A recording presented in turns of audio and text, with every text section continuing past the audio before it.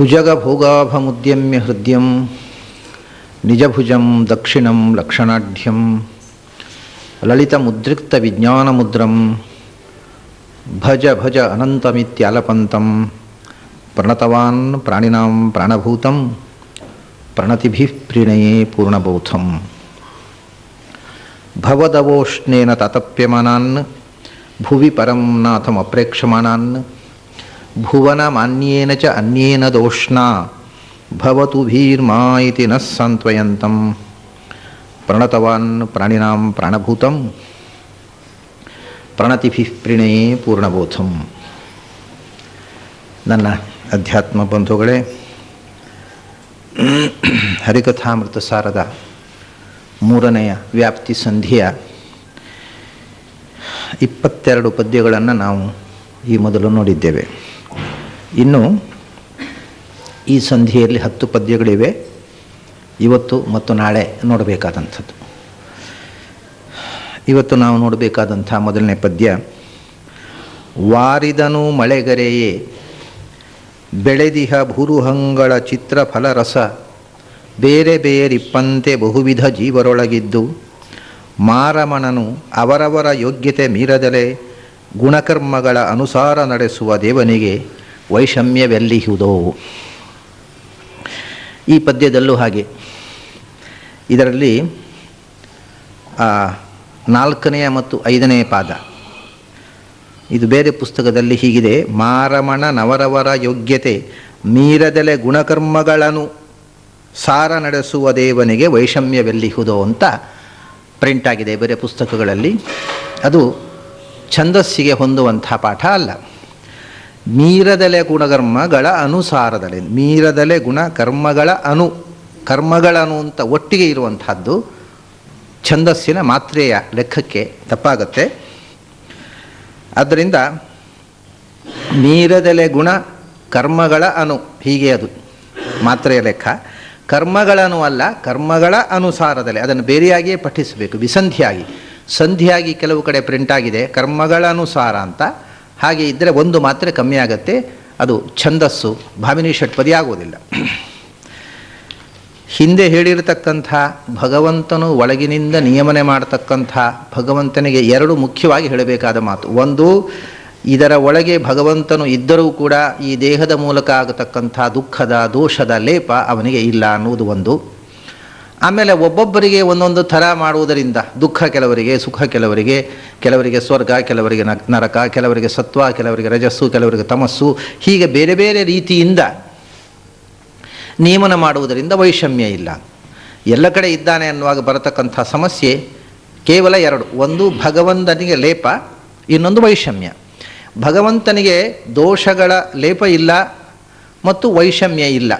ಈ 2 ಮುಖಗಳನ್ನು ಹೇಳುವುದಕ್ಕೋಸ್ಕರ ಅವರು ಅನೇಕ ದೃಷ್ಟಾಂತಗಳನ್ನು ಕೊಟ್ಟು ಅವನ ನಿಯಮನದಲ್ಲಿ ಯಾಕೆ ದೋಷ ಇಲ್ಲ ಮತ್ತು ಯಾಕೆ ವೈಷಮ್ಯ ಇಲ್ಲ ಅನ್ನುವುದನ್ನು ಹೇಳ್ತಾರೆ ಅಷ್ಟೆ.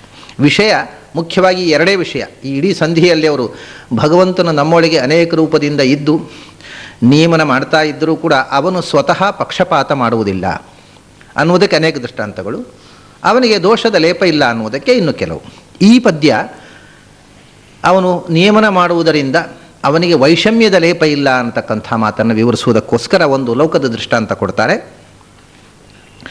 ವಾರಿದನು ಮಳೆಗರೆಯೇ ಬೆಳೆದಿಹ ಭೂರ್ವಹಂಗಳ ಚಿತ್ರಫಲ ರಸ ಬೇರೆ ಬೇರೆ ಇಪ್ಪಂತೆ ಅಂತ. ಮಳೆ ಬರುತ್ತೆ, ಆಕಾಶದಿಂದ ಎಲ್ಲ ಕಡೆಗೂ ಮಳೆ ಬೀಳುತ್ತೆ, ಎಲ್ಲ ತೋಟದ ಮೇಲೂ ನೀರು ಬೀಳುತ್ತೆ. ಆ ನೀರನ್ನು ಎಲ್ಲ ಗಿಡಗಳು ಹೀರಿಕೊಳ್ತವೆ. ವಾರಿದನು ಮಳೆಗರೆಯೇ, ವಾರಿದ ಅಂದರೆ ಮೋಡ. ವಾರಿದನು ಅಂತ ಇಲ್ಲಿ ಪುಲ್ಲಿಂಗವನ್ನು ಪ್ರಯೋಗ ಮಾಡಿದ್ದಾರೆ. ಸಾಮಾನ್ಯವಾಗಿ ಮೋಡ ಅಂತನ್ನುವುದು ಒಂದು ಜಡ ವಸ್ತು, ಆದ್ದರಿಂದ ವಾರಿದನು ಅಂತ ಹೇಳುವಂಥ ಪ್ರಯೋಗ ಇದು ವಿಶಿಷ್ಟವಾದಂಥ ಶಾಸ್ತ್ರೀಯ ಪ್ರಯೋಗ. ಇಲ್ಲದಿದ್ದರೆ ಮೋಡ ಅನ್ನುವುದು ಒಂದು ಜಡವಾದ ವಸ್ತು. ಮೋಡವು ಅಂತ ಹೇಳ್ತೇವೆ ಹೊರತು ಮೋಡನು ಅಂತ ಹೇಳುವುದಿಲ್ಲ ಯಾರು. ಹಾಗೆ ವಾರಿದವು ಅಂತ ಹೇಳಬೇಕಿತ್ತು, ಆದರೆ ವಾರಿದನು ಅಂತ ಹೇಳ್ತಾರೆ. ಕಾರಣ, ವಾರಿದ ಯಾರು, ಅದರ ಹಿಂದೆ ಇರತಕ್ಕಂಥ ಶಕ್ತಿಯನ್ನು ನಾವು ಅರ್ಥ ಮಾಡಿಕೊಂಡಾಗ ಮಳೆಗರಿಯತಕ್ಕಂಥ ದೇವತೆ ಅವನು ಪರ್ಜನ್ಯ. ಹಾಗಾಗಿ ವಾರಿದ ಅಂದರೆ ಅವರಿಗೆ ಮುಖ್ಯವಾಗಿ ಮೋಡ ಅಲ್ಲ, ಮೋಡದ ಅಭಿಮಾನಿ ದೇವತೆಯಾಗಿರ್ತಕ್ಕಂಥ ಪರ್ಜನ್ಯ. ಅದರಿಂದ ವಾರಿದನು ಅಂತಾರೆ. ಇಲ್ಲಿ ಅನೇಕ ಮಂದಿ ಒಂದು ಗೊಂದಲ ಮಾಡಿಕೊಳ್ಳುತ್ತಾರೆ. ಪರ್ಜನ್ಯ ಅನ್ನೋನು ದ್ವಾದಶಾದಿತ್ಯರಲ್ಲಿ ಒಬ್ಬ, 12 ಮಂದಿ ಆದಿತ್ಯರಲ್ಲಿ ಪರ್ಜನ್ಯ ಒಬ್ಬ.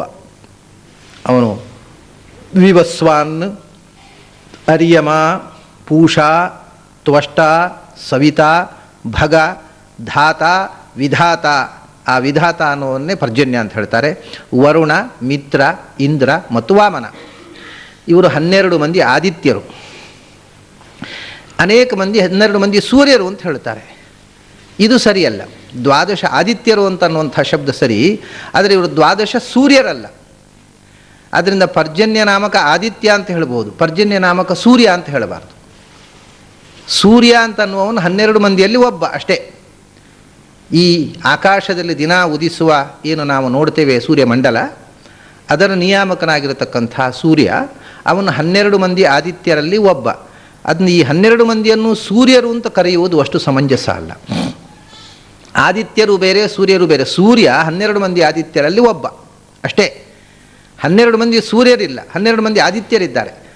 ಅದೇನು ಸೂರ್ಯ ಮತ್ತು ಆದಿತ್ಯ ಅನ್ನೋದು ಪರ್ಯಾಯ ಶಬ್ದ ಆದ್ದರಿಂದ ಸ್ವಲ್ಪ ಅದರಿಂದ ವ್ಯವಹಾರದಲ್ಲಿ 12 ಮಂದಿ ಆದಿತ್ಯರು ಅಂತಾರೆ, 12 ಮಂದಿ ಸೂರ್ಯರು ಅಂತಲೂ ಅಂತಾರೆ. ಆದರೆ ನಿಜವಾಗಿ ಸೂರ್ಯ 12 ಮಂದಿ ಆದಿತ್ಯರಲ್ಲಿ ಒಬ್ಬ.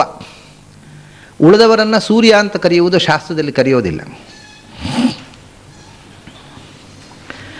ಈಗ ಆದ್ದರಿಂದ ಆರಿದ ಪರ್ಜನ್ಯ ಎಂಬ ಆದಿತ್ಯ ಮಳೆ ಕೊಡತಕ್ಕಂಥ ದೇವತೆ. ಅವನು ಆದಿತ್ಯ ಅಂದರೆ ಅದಿತಿಯ ಮಗ ಅಷ್ಟೇ, ಸೂರ್ಯ ಅಲ್ಲ. 12 ಮಂದಿ ಸೂರ್ಯರಿಲ್ಲ. ವಾರಿದನು ಮಳೆಗರೆಯೇ ಬೆಳೆದಿಹ ಭೂರುಹಂಗಳ ಚಿತ್ರ ಫಲ ರಸ. ಮಳೆ ಬಂತು, ಮಳೆ ಬಿದ್ದು ಗಿಡಗಳು ಬೆಳೆದವು. ಆ ಒಂದೇ ನೀರು, ಎಲ್ಲ ತೋಟದ ಮೇಲೂ ಒಂದೇ ನೀರು ಬಿದ್ದಿದೆ. ಆದರೆ ಒಂದೊಂದು ಬೀಜಕ್ಕೆ ತಕ್ಕಂತೆ ಆ ಮರ ಗಿಡ ಬೆಳೆದಿದೆ. ಕೆಲವು ಬಳ್ಳಿಯಾಗಿ ಬೆಳೆದಿದೆ, ಕೆಲವು ಬುಷ್ ಆಗಿ ಬೆಳೆದಿದೆ ಪೊದರಾಗಿ, ಕೆಲವು ಗಿಡವಾಗಿ ಬೆಳೆದಿದೆ, ಕೆಲವು ಹೆಮ್ಮರವಾಗಿ ಬೆಳೆದಿದೆ. ಎಲ್ಲ ನೀರು ಬಿದ್ದ ಕೂಡಲೇ ಎಲ್ಲ ಗಿಡಗಳು ಹೆಮ್ಮರ ಆಗುವುದಿಲ್ಲ. ಹೆಮ್ಮರವಾಗುವ ಜಾತಿಯ ಗಿಡಗಳು ಹೆಮ್ಮರವಾಗ, ಅಶ್ವತ್ಥ ಇಂಥದ್ದು ಹೆಮ್ಮರವಾಗಿ ಬೆಳೆಯಿತು. ಆಮೇಲೆ ಮಾವು, ಕಸಿ ಮಾವು ಇಂಥದ್ದು ಸಣ್ಣ ಗಿಡವಾಗಿ ಬೆಳೆಯಿತು. ಇನ್ನು ಕೆಲವು ಬುಷ್ ಆಗಿ ಪೊದರಾಗಿ ಬೆಳೆದವು, ಕೆಲವು ಚಿಕ್ಕ ಗಿಡಗಳಾದವು, ಕೆಲವು ಬಳ್ಳಿಗಳಾಗಿ ಹಬ್ಬಿದವು. ಅವು ಬಳ್ಳಿಗಳಾಗಿ ಹಬ್ಬುವವುಗಳು ಮರ ಆಗೋದೇ ಇಲ್ಲ, ಮರ ಆಗುವವಳು ಬಳ್ಳಿ ಆಗೋದೇ ಇಲ್ಲ. ಹಾಗೆ ಅವುಗಳ ಬೆಳವಣಿಗೆಯಲ್ಲಿಯೂ ಬದಲಾವಣೆ ಆಯಿತು. ಆಮೇಲೆ ಅವು ಹೂ ಬಿಟ್ಟವು, ಹಣ್ಣು ಬಿಟ್ಟವು. ಕೆಲವು ಹೂ ಹಣ್ಣು ಬಿಡೋದಿಲ್ಲ, ಕೆಲವು ಹೂ ಬಿಟ್ಟು ಹಣ್ಣು ಬಿಟ್ಟವು, ಕೆಲವು ಹೂ ಬಿಡದೆ ಹಣ್ಣು ಬಿಟ್ಟವು. ಆ ಹೂ ಬೇರೆ ಥರ, ಹೂವಿನ ಆಕಾರ ಬೇರೆ, ಹೂವಿನ ಬಣ್ಣ ಬೇರೆ, ಹೂವಿನ ಕಂಪು ಬೇರೆ. ಒಂದು ಹೂವಿನ ಕಂಪು ಇದ್ದ ಹಾಗೆ ಇನ್ನೊಂದು ಹೂವಿನ ಕಂಪು ಇಲ್ಲ. ಹಾಗೆ ಹಣ್ಣು ಬಿಟ್ಟವು, ಹಣ್ಣಿನ ಆಕಾರ ಬೇರೆ, ಹಣ್ಣಿನ ಬಣ್ಣ ಬೇರೆ, ಹಣ್ಣಿನ ರುಚಿ ಬೇರೆ. ಒಂದು ಹಣ್ಣಿನ ರುಚಿ ಇನ್ನೊಂದು ಹಣ್ಣಿನಲ್ಲಿಲ್ಲ. ಅಂದರೆ ಈಗ ಒಂದು ಹಣ್ಣು ಅಂದರೆ ಈಗ ಮಾವಿನ ಹಣ್ಣಿನ ರುಚಿ ಹಲಸಿನ ಹಣ್ಣಿಗಿಲ್ಲ. ಅಷ್ಟೇ ಅಲ್ಲ, ಒಂದು ಮರದ ಮಾವಿನ ಹಣ್ಣಿನ ರುಚಿ ಇನ್ನೊಂದು ಮರದ ಮಾವಿನ ಹಣ್ಣಿಗಿಲ್ಲ. ಒಂದೇ ಮರದಲ್ಲಿ ಆದಂತಹ 100 ಮಾವಿನ ಹಣ್ಣುಗಳಲ್ಲಿ ಒಂದು ಮಾವಿನ ಹಣ್ಣಿನ ರುಚಿ ಇನ್ನೊಂದು ಮಾವಿನ ಹಣ್ಣಿನಲ್ಲಿಲ್ಲ. ಹೀಗೆ ಅದು ಒಂದೇ ಮರದಲ್ಲೂ 100 ರುಚಿ. ಆಮೇಲೆ ಒಂದು ಮಾವಿಗೂ ಇನ್ನೊಂದು ಮಾವಿನ ಮರಕ್ಕೂ ಡಿಫರೆನ್ಸು, ಮಾವಿಗೂ ಹಲಸಿಗೂ ಡಿಫರೆನ್ಸು. ಒಂದೇ ಮಾವಿಗೂ ಒಂದೇ ಮರದಲ್ಲಿ ಆಗಿರತಕ್ಕಂಥ ಮಾವಿನಲ್ಲಿ ಕೂಡ ಒಂದೇ ಮಾವಿನ ಹಣ್ಣಿನಲ್ಲೂ ಒಂದು ಅರ್ಧ ಒಂದು ರುಚಿ, ಇನ್ನೊಂದು ಅರ್ಧ ಇನ್ನೊಂದು ರುಚಿ ಇರುವುದು. ಒಂದು ಸಿಹಿ ಇರುತ್ತೆ, ಮತ್ತೊಂದು ಅರ್ಧ ಕೆಟ್ಟ ಹುಳಿ ಇರುವುದು ಉಂಟು. ಅಂದರೆ ಅದರ ಬೆಳವಣಿಗೆಯಲ್ಲಿ ಆಗತಕ್ಕಂಥ ವ್ಯತ್ಯಾಸಗಳು ಅನಂತ. ಮೇಲಿನಿಂದ ಸುರಿಯುವಂಥ ನೀರು ಎಲ್ಲಕ್ಕೂ ಒಂದೇ ರೀತಿಯ ನೀರು. ವಾರಿದನು ಮಳೆಗರೆಯೇ ಬೆಳೆದಿಹ ಭೂರುಹಂಗಳ ಚಿತ್ರ ಫಲ ರಸ. ಅದರ ಫಲ ಹಣ್ಣುಗಳು, ಅದರ ರಸ ರುಚಿ, ಅದು ಚಿತ್ರ ಅಂದರೆ ಡಿಫರೆಂಟ್ ಅಂತ ಅರ್ಥ. ಬೇರೆ ಬೇರೆ ರೀತಿಯಿಂದ ನಾನಾ ವಿಧವಾಗಿರತಕ್ಕಂಥದ್ದು, ಬೇರೆ ಬೇರೆ ಇಪ್ಪಂತೆ. ಈಗ ಇಲ್ಲಿ ಹಾಗೆ ಇಲ್ಲಿ ಏನು ಅಂದರೆ ಮೇಲಿನಿಂದ ಭಗವಂತನ ಅನುಗ್ರಹದ ಮಳೆ ಕೆಳಕ್ಕೆ ಸುರಿತಾ ಇದೆ, ರಕ್ಷಣೆಯ ಮಳೆ. ಅವನ ಅನುಗ್ರಹದ ಮಳೆ ಗರೀತಾ ಇದ್ದಾನೆ, ಈ ಜೀವರು ಬೆಳೀತಾ ಇದ್ದಾರೆ. ಆ ಬೆಳವಣಿಗೆಯಲ್ಲಿ ವ್ಯತ್ಯಾಸ ಬಂತು. ಬೆಳವಣಿಗೆಯಲ್ಲಿ ಬಂದಿರತಕ್ಕಂಥ ವ್ಯತ್ಯಾಸ ಒಂದೊಂದು ಗಿಡದ ಬೆಳವಣಿಗೆಯಲ್ಲಿ ಬಂದ ವ್ಯತ್ಯಾಸದಂತೆ ಜೀವನಲ್ಲಿಯೂ ಒಂದೊಂದು ಅವನ ಸ್ವಭಾವ ಬೇರೆ, ಅವನ ಗುಣಧರ್ಮಗಳು ಬೇರೆ, ಅವನ ಕ್ರಿಯೆಗಳು ಬೇರೆ, ಅದರಿಂದ ಪಡೆಯತಕ್ಕಂಥ ಫಲ, ಕರ್ಮ ಫಲ ಬೇರೆ ಬೇರೆ, ಮಾಡುವ ಕರ್ಮ ಬೇರೆ, ಕರ್ಮದ ಫಲ ಬೇರೆ ಬೇರೆ. ಹೀಗೆ ಬೇರೆ ಬೇರೆ ಥರ ಆಯಿತು. ಬೇರೆ ಬೇರೆ ಥರ ಆಗಲಿಕ್ಕೆ ಹೇಗೆ ಮಳೆ ಒಂದೊಂದು ಗಿಡಕ್ಕೆ ಒಂದೊಂದು ಥರದ ನೀರನ್ನೆರೆದು ಅದನ್ನು ಪಕ್ಷಪಾತ ಮಾಡದೆ, ಅದನ್ನು ಬಳ್ಳಿ ಆಗಲಿಕ್ಕೆ ಬೇರೆ ಒಂದು ಮಳೆ, ಹೆಮ್ಮರವಾಗಲಿಕ್ಕೆ ಬೇರೊಂದು ಮಳೆ, ಬೇರೆ ರೀತಿಯ ನೀರು, ಅಥವಾ ಒಳ್ಳೆಯ ರುಚಿಯಾದ ಹಣ್ಣು, ಸಿಹಿ ಹಣ್ಣಾಗಲಿಕ್ಕೆ ಬೇರೆ ರೀತಿಯ ನೀರು, ಹುಳಿ ಮರಕ್ಕೆ ಬೇರೆ ರೀತಿಯ ನೀರು, ಅಥವಾ ಕಹಿ ಹಣ್ಣನ್ನು ಕೊಡ್ತಕ್ಕಂಥ ಗಿಡಕ್ಕೆ ಬೇರೆ ರೀತಿಯ ಮಳೆ ನೀರು ಅಂತ ಏನೂ ಇಲ್ಲ. ಮಳೆಗೆ ಗಿಡಗಳ ಮೇಲೆ ಪಕ್ಷಪಾತ ಇಲ್ಲ. ಆದರೆ ಗಿಡಗಳಲ್ಲಿ ವ್ಯತ್ಯಾಸಗಳು, ತಾರತಮ್ಯ ಇದೆ. ಅದಕ್ಕೆ ಕಾರಣ ಮಳೆಯಲ್ಲ, ಗಿಡದ ಸ್ವಭಾವ, ಆ ಬೀಜದ ಸ್ವಭಾವ, ಆ ಗಿಡದ ಬೀಜದಲ್ಲಿರತಕ್ಕಂಥ ಮೂಲಭೂತ ಸ್ವಭಾವ. ಮಳೆ ಏನು ಮಾಡುತ್ತೆ ಅಂದರೆ, ಆ ಬೀಜದಲ್ಲಿ ಏನು ಸ್ವಭಾವ ಇದೆ ಅದು ಅಭಿವ್ಯಕ್ತಗೊಳ್ಳಲಿಕ್ಕೆ ಸಹಾಯ ಮಾಡ್ತದೆ. ಸ್ವಭಾವವನ್ನು ಬದಲಿಸುವುದೂ ಇಲ್ಲ, ಇದ್ದದ್ದನ್ನು ತೆಗೆಯುವುದೂ ಇಲ್ಲ, ಇಲ್ಲದ್ದನ್ನು ಕೊಡುವುದೂ ಇಲ್ಲ. ಆ ರೀತಿಯೇ ಬಹುವಿಧ ಜೀವರೊಳಗೆ ಇದ್ದು ಮಾರಮಣನು ಅವರವರ ಯೋಗ್ಯತೆ ಮೀರದಲೇ ಗುಣಕರ್ಮಗಳ ಅನುಸಾರ ನಡೆಸುವ. ಬಹುವಿಧ ಜೀವರೊಳಗಿದ್ದು, ಪ್ರತಿಯೊಬ್ಬರ ಒಳಗೂ ಇದ್ದಾನೆ, ಅವರು ಮಾಡ್ತಕ್ಕಂಥ ಕರ್ಮಗಳನ್ನು ಪ್ರೇರಣೆ ಮಾಡ್ತಾ ಇದ್ದಾನೆ. ಆದರೆ ಅವರವರ ಯೋಗ್ಯತೆ ಮೀರದಲೆ, ಯೋಗ್ಯತೆ ಅಂದರೂ ಸ್ವಭಾವ ಅಂದರೂ ಒಂದೇ. ಪ್ರತಿಯೊಬ್ಬ ಜೀವಕ್ಕೆ ಜೀವ ಅನ್ನುವುದು ಒಂದು ಬೀಜ ಇದ್ದ ಹಾಗೆ. ಇದನ್ನು ಉಪನಿಷತ್ತು ಬೀಜ ಅಂತಲೇ ಹೇಳ್ತಾರೆ. ಕ್ಷುದ್ರ ಮಿಶ್ರಾಣೀವ ಬೀಜಾನಿ ಅಂತ. ಈ ಜೀವಗಳು ಅಂದರೆ ಬೀಜಗಳು. Souls are just like seeds.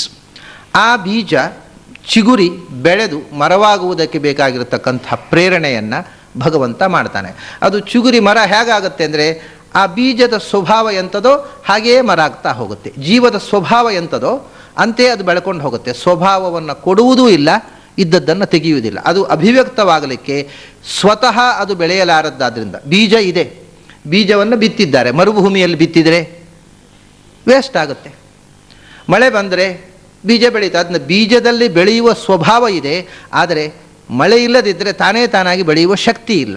ಅದಕ್ಕೋಸ್ಕರ ಮಳೆ ಬೇಕಷ್ಟೇ. ಬೀಜವನ್ನು ಬದಲಿಸುವುದಿಲ್ಲ, ಬೀಜದಲ್ಲಿ ಇದ್ದ ಶಕ್ತಿಯನ್ನು ಅದು ಅಭಿವ್ಯಕ್ತಗೊಳಿಸ್ತದೆ. ಹಾಗೆಯೇ ಈ ಜೀವ ಅನ್ನುವ ಬೀಜ ಬೆಳೆಯದೆ, ಚಿಗುರದೆ, ವ್ಯರ್ಥವಾಗಿ ಹೋಗದಂತೆ ಅದಕ್ಕೆ ಶಕ್ತಿಯನ್ನು ಕೊಟ್ಟ ಮಳೆಯಂತೆ. ಇದು ಬೆಳೆಯೋದು ಅದರ ಜೀವದ ಸ್ವಭಾವ ಹೇಗೋ ಹಾಗೆ ಬೆಳೆದುಕೊಂಡು ಬಂತು ಅಂತ ಹೇಳ್ತಾರೆ. ಬಹುವಿಧ ಜೀವರೊಳಗಿದ್ದು ಮಾರಮಣನು ಅವರ ಯೋಗ್ಯತೆ ಮೀರದಲೆ, ಅವರ ಸ್ವಭಾವ ಬದಲಾಗದಂತೆ, ಅದಕ್ಕೆ ಹೆಚ್ಚು ಕಮ್ಮಿ ಆಗದಂತೆ ಗುಣಕರ್ಮಗಳ ಅನುಸಾರ ನಡೆಸುವ. ಅವರ ಗುಣ ಮತ್ತು ಅವರ ಕರ್ಮಕ್ಕೆ ಅನುಗುಣವಾಗಿ ಅಂತ ಅಲ್ಲ. ಅವರ ಕರ್ಮಕ್ಕೆ ಅನುಗುಣವಾಗಿ ಅಂದರೆ ಯಾವ ಕರ್ಮ ಇದು? ಮತ್ತೆ ಅವರ ಗುಣಕ್ಕೆ ಅನುಗುಣವಾಗಿ ಕರ್ಮ. ಗುಣ ಅನ್ನೋದು ಸಾತ್ವಿಕವೋ ರಾಜಸವೋ ತಾಮಸವೋ ಏನು ಗುಣವೋ ಅದಕ್ಕೆ ಅನುಗುಣವಾಗಿ ಕರ್ಮವನ್ನು ಮಾಡ್ತಾರೆ. ಈ ಗುಣಕರ್ಮಗಳು ಒಂದು ಮೂಲಭೂತವಾದ್ದು, ಒಂದು ಆಗಾಗ್ಗೆ ಬಂದು ಹೋಗುವಂಥದ್ದು. ನಮಗೆ 3 ಗುಣಗಳ ಪ್ರಭಾವ ಜೀವನದಲ್ಲಿ ಉದ್ದಕ್ಕೆ ಆಗ್ತಾ ಇರ್ತದೆ. ಆ ಪ್ರಭಾವಕ್ಕೆ ಒಳಗಾಗಿ ಸಾತ್ವಿಕ ರಾಜಸ ತಾಮಸ 3 ಬಗೆಯ ಕರ್ಮಗಳನ್ನು ನಾವು ಯಾವಾಗಲೂ ಮಾಡ್ತಾ ಇರ್ತೇವೆ. ಇದರ ಒಳಗೆ ಜೀವದ ಸ್ವರೂಪಭೂತವಾಗಿರತಕ್ಕಂಥ ಗುಣಕರ್ಮಗಳಿವೆ. ಆ ಜೀವದ ಸ್ವರೂಪಭೂತವಾದ ಗುಣಕರ್ಮಗಳು ಮೂಲಭೂತವಾದ್ದು. ಈ ಮೇಲಿನಿಂದ ಬರತಕ್ಕಂಥ ಗುಣಕರ್ಮಗಳು ತಾತ್ಕಾಲಿಕವಾದರೆ ಇದೆರಡನ್ನೂ ಅವನೇ ಮಾಡ್ತಾನೆ. ತಾತ್ಕಾಲಿಕವಾಗಿ ಇರತಕ್ಕಂಥ ಗುಣಕರ್ಮಗಳಿಂದ ಆಗತಕ್ಕಂಥ ಒಂದು ಕ್ರಿಯೆ ಬೇರೆ, ಜೀವದ ಸ್ವರೂಪಭೂತವಾದ ಗುಣ. ಅದು ಸ್ವರೂಪ ಎಂಥದ್ದು? ಸಾತ್ವಿಕವಾದದ್ದೋ ರಾಜಸವಾದದ್ದೋ ತಾಮಸವಾದದ್ದೋ ಅದಕ್ಕೆ ಅನುಗುಣವಾದ ಸ್ವರೂಪಭೂತವಾದ ಕರ್ಮ. ಅಂದರೆ ಆ ಕರ್ಮ ಮಾಡಲಿಕ್ಕೆ, ಈಗ ಬೆಳೆಯುವ ಕ್ರಿಯೆ ಇದು ಕರ್ಮ. ಮರ ಬೆಳೆಯುವ ಕ್ರಿಯೆ, ಮರ ಬೆಳೆದು ಹಣ್ಣು ಕೊಡುವ ಕ್ರಿಯೆ, ಇದೆಲ್ಲ ಅದರ ಕರ್ಮ, ಮರದ ಕರ್ಮ. ಅದು ಅದರ ಸ್ವಭಾವಕ್ಕೆ ಅನುಗುಣವಾಗಿ ಹಾಗೆ ಜೀವದ ಸ್ವಭಾವಕ್ಕೆ ಅನುಗುಣವಾಗಿ ಆ ಕರ್ಮದ ಶಕ್ತಿ ಸ್ವರೂಪದಲ್ಲೇ ಶಕ್ತಿ ರೂಪವಾಗಿ ಇದ್ದ ಕರ್ಮ ವ್ಯಕ್ತವಾಗುವುದು ಮಾತ್ರ. ಆದ್ದರಿಂದ ಕರ್ಮ ಎಲ್ಲಿಂದ ಬಂತು ಅಂದರೆ ಅದು ಜೀವದ ಸ್ವರೂಪದಲ್ಲೇ ಇದ್ದದ್ದು. ಬೀಜದಲ್ಲಿ ಮರವಾಗುವ ಅಷ್ಟೂ ಮರವಾಗಿ ಬೆಳೆಯುವಂಥ ಯೋಗ್ಯತೆ ಬೀಜದಲ್ಲಿ ಇಲ್ಲದೇ ಇದ್ದರೆ ಅದು ಮರವಾಗಿ ಬೆಳೆಯುತ್ತಿರಲಿಲ್ಲ. ಆದ್ದರಿಂದ ಆ ಮರವಾಗಿ ಬೆಳೆಯಬೇಕಾದ ಎಲ್ಲ ಪ್ರೋಸೆಸ್ಸು ಅಷ್ಟು ವಿಸ್ತಾರವಾಗಿ ಬೆಳೆದು ಹೆಮ್ಮರವಾಗಿ, ಇಷ್ಟು ಸಣ್ಣ ಬೀಜ, ಕಣ್ಣಿಗೆ ಕಾಣದಷ್ಟು ಸೂಕ್ಷ್ಮವಾದ ಒಂದು ಬೀಜ, ಒಂದು ಹೆಮ್ಮರವಾಗುವಷ್ಟು ಶಕ್ತಿ ಆ ಬೀಜದ ಒಳಗೆ ಇದೆ. ಅದು ವ್ಯಕ್ತಿ ಆಯಿತು ಅಷ್ಟೇ. ಯಾವುದು ಶಕ್ತಿ ರೂಪವಾಗಿ ಒಳಗಿದೆ ಅದನ್ನು ವ್ಯಕ್ತಿ ರೂಪವಾಗಿ ಮಾಡುವಂಥ ಕೆಲಸವನ್ನು ಭಗವಂತ ಮಾಡಿದ ಅಂತ. ಇದನ್ನು ಗೀತೆಯಲ್ಲಿ ಒಂದು ಮಾತು ಹೇಳ್ತಾರೆ, ಮಿಥ್ಯೈಷ ವ್ಯವಸಾಯಸ್ಥೆ ಪ್ರಕೃತಿಸ್ತ್ವಾಂ ನಿಯೋಕ್ಷ್ಯತಿ ಅಂತ. ಇಲ್ಲಿ ಪ್ರಕೃತಿ ಅನ್ನುವಂಥದ್ದು ಬಹಳ ಮಹತ್ವದ ಶಬ್ದ. ಪ್ರಕೃತಿ ಅಂತಂದರೆ ಹಿಂದೆ ಜಗನ್ನಾಥದಾಸರೇ ಒಂದು ಮಾತು ಹೇಳಿದ್ದಾರೆ, ಕಾಲ ಗುಣ ಪ್ರಕೃತಿಗಳಲ್ಲಿ ತತ್ತನ್ನಾಮವಾಚ್ಯನಾಗಿ ಭಗವಂತನಿದ್ದು. ಪ್ರಕೃತಿ ಅಂದರೆ ಎಲ್ಲವನ್ನೂ ಚೆನ್ನಾಗಿ ಮಾಡುವವನು ಅಂತ. ಅಂದರೆ ಪರ್ಫೆಕ್ಟಾಗಿ, ಕೃತಿ ಅಂದರೆ ಮಾಡುವವನು. ಯಾರು ಎಲ್ಲವನ್ನೂ ಪರ್ಫೆಕ್ಟಾಗಿ ಮಾಡುವವನೋ, ಸಂಪೂರ್ಣವಾದ ಕೃತಿಯೋ ಅವನು ಭಗವಂತ. ಅದರಿಂದ ಪ್ರಕೃತಿಸ್ತ್ವಾಂ ನಿಯೋಕ್ಷ್ಯತಿ ಇಂದ ಕೃಷ್ಣ. ನೀನು ಅದು ಮಾಡ್ತೇನೆ, ಇದು ಮಾಡ್ತೇನೆ, ಅಥವಾ ಅದು ಮಾಡುವುದಿಲ್ಲ, ಇದು ಮಾಡುವುದಿಲ್ಲ ಅನ್ನುವ ನಿನ್ನ ತೀರ್ಮಾನಗಳೆಲ್ಲ ಪೊಳ್ಳು. ಯಾಕೆಂದರೆ ನಿನ್ನ ಕೈಯಿಂದ ಏನಾಗಬೇಕೋ ಅದನ್ನು ಭಗವಂತ ನಿನ್ನ ಕೈಯಿಂದ ಮಾಡಿಸ್ತಾನೆ. ಪ್ರಕೃತಿ ಅಂದರೆ ಭಗವಂತ ಅಂತ ಅರ್ಥ. ಅಲ್ಲ, ಭಗವಂತ ಯಾಕೆ ಮಾಡಿಸ್ತಾನೆ? ಅವನಿಗೇನು ಇಂಟ್ರೆಸ್ಟು? ನಾನು ಏನು ಮಾಡಬೇಕು ಅನ್ನೋದಕ್ಕೆ ನನಗೆ ತೀರ್ಮಾನಕ್ಕೆ ಬಿಡದೆ ಅವನಿಗೇನು ನನ್ನ ಮೇಲೆ ಇಂಟ್ರೆಸ್ಟು? ಅಂದರೆ ಪ್ರಕೃತಿ ತ್ವಾಂ ನಿಯೋಕ್ಷ್ಯತಿ ಅಂತ. ಅದಕ್ಕೆ ಹೇಳ್ತಾರೆ, ನಿನ್ನ ಪ್ರಕೃತಿ ನಿನ್ನನ್ನು ಆಳುತ್ತಾ ಇದೆ, ಅದಕ್ಕನುಗುಣವಾಗಿ ಭಗವಂತ ಅದನ್ನು ಮಾಡ್ತಾನೆ ಅಂತ. ನಿನ್ನ ಪ್ರಕೃತಿಯಿಂದ ಅವನ ಪ್ರಕೃತಿಯಿಂದ ಸ್ವಭಾವ. ಒಬ್ಬೊಬ್ಬರ ಪ್ರಕೃತಿ ಒಂದೊಂದು ಥರ ಅಂತ. ನಮ್ಮಲ್ಲಿ ಪ್ರಕೃತಿ ಅಂದರೆ ಪ್ರಕೃತಿ ನೆಟ್ಟಗಿಲ್ಲ ಅಂದರೆ ಹೊಟ್ಟೆ ಹಾಳಾಗಿದೆ ಅಂತ ಅರ್ಥ. ನಮ್ಮದು ಪ್ರಕೃತಿ ಅಷ್ಟು ಕೆಟ್ಟೋಗಿದೆ ಅರ್ಥ. ಪ್ರಕೃತಿ ಅಂದರೆ ಹೊಟ್ಟೆ ಅಲ್ಲ, ಜೀರ್ಣ ಆಗುವುದಲ್ಲ. ಪ್ರಕೃತಿ ಅಂದರೆ ಜೀವ ಸ್ವಭಾವ.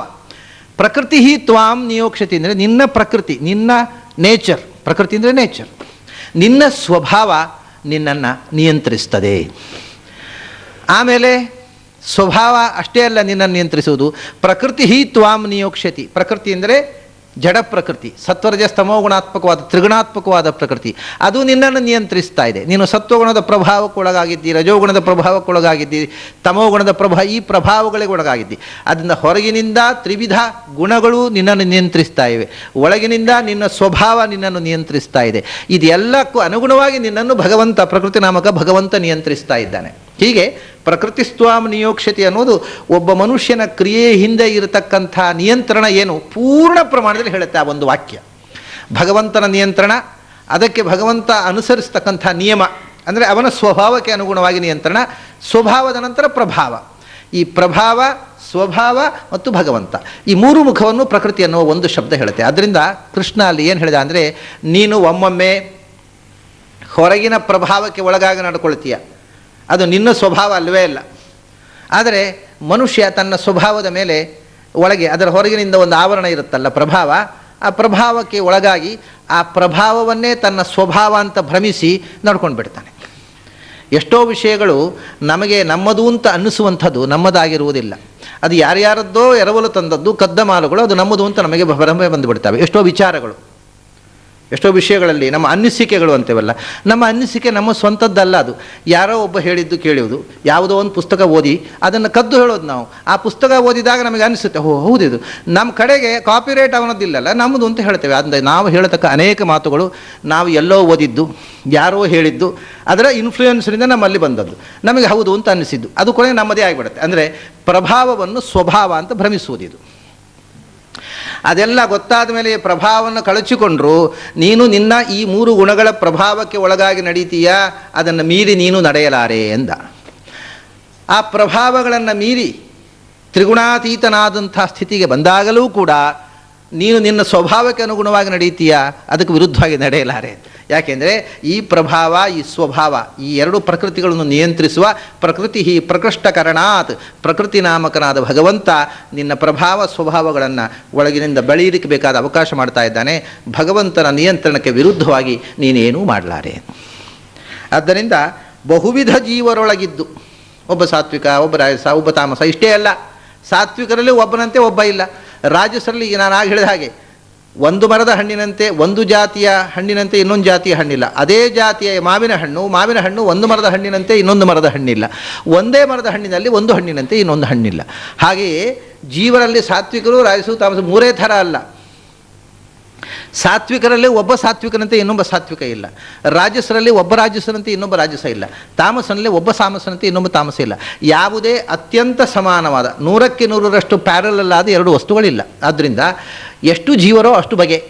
ಅದಕ್ಕೆ ಬಹುವಿಧ ಜೀವರೊಳಗಿದ್ದು, ಮತ್ತು ಅದನ್ನು ಒಂದು ಅಖಂಡವಾಗಿ ವಿಭಾಗ ಮಾಡಿ ಹೇಳುವಾಗ ಇವರು ಯಾರಲ್ಲಿ ಪರ್ಸಂಟೇಜು ಸತ್ವದ್ದು ಹೆಚ್ಚೋ ಅವ್ರನ್ನೆಲ್ಲ ಸಾತ್ವಿಕರು ಅಂತ ಹೇಳೋದು ಅಷ್ಟೇ. ಅವರು ಎಲ್ಲರೂ ಈಕ್ವಲ್ ಅಲ್ಲ. ಯಾರಲ್ಲಿ ರಜಸ್ಸಿನ ಪರ್ಸಂಟೇಜು ಜಾಸ್ತಿಯೋ ಅದನ್ನು ಒಂದು ಗ್ರೂಪ್ ಮಾಡೋದು. ನಾವು ಹೇಳಬೇಕಾದ್ರೆ ಒಂದು ವಿಭಾಗ ಮಾಡಿ ಹೇಳಬೇಕಲ್ಲ, ಮತ್ತು ಎಷ್ಟು ಅಂತ ಹೇಳಿ ಸಂಖ್ಯೆಯಲ್ಲಿ ವಿಭಾಗ ಮಾಡುವಾಗ ಒಂದು ಗ್ರೂಪ್ ಮಾಡೋದು. ಹಾಗೆ ಯಾರಲ್ಲಿ ತಮಸ್ಸಿನ ಪರ್ಸಂಟೇಜು ಜಾಸ್ತಿಯೋ ಅವರನ್ನು ತಾಮಸರು ಅಂತೇವೆ ಅಷ್ಟೇ. ಉಳಿದದಿಲ್ಲ ಅಂತಲ್ಲ, ಅದೊಂದು ಚೂರು ಚೂರು ಇರುತ್ತೆ. ಹೀಗೆ ಬಹುವಿಧ ಜೀವರೊಳಗಿದ್ದು ಸಾತ್ವಿಕರು, ರಾಜಸರು, ತಾಮಸರು ಅಂತ ಮುಖ್ಯವಾಗಿ 3 ವಿಧ. ಆ 3 ವಿಧದಲ್ಲಿ ಒಬ್ಬೊಬ್ಬರೂ ಅನಂತ ವಿಧ. ಹೀಗೆ ಅಸಂಖ್ಯವಾಗಿರತಕ್ಕಂಥ ಜೀವ, ಅಸಂಖ್ಯವಾದಂಥ ಸ್ವಭಾವಗಳು, ಅದೆಲ್ಲವೂ ವ್ಯಕ್ತವಾಗಲಿಕ್ಕೆ ಇವನು ನೀರೆರಿಯುವುದು ಒಂದೇ ಥರದ ಅನುಗ್ರಹ. ಅದು ಬೆಳೀಲಿಕ್ಕೆ ಬೇಕಾದ ಶಕ್ತಿದಾನ ಇದ್ದು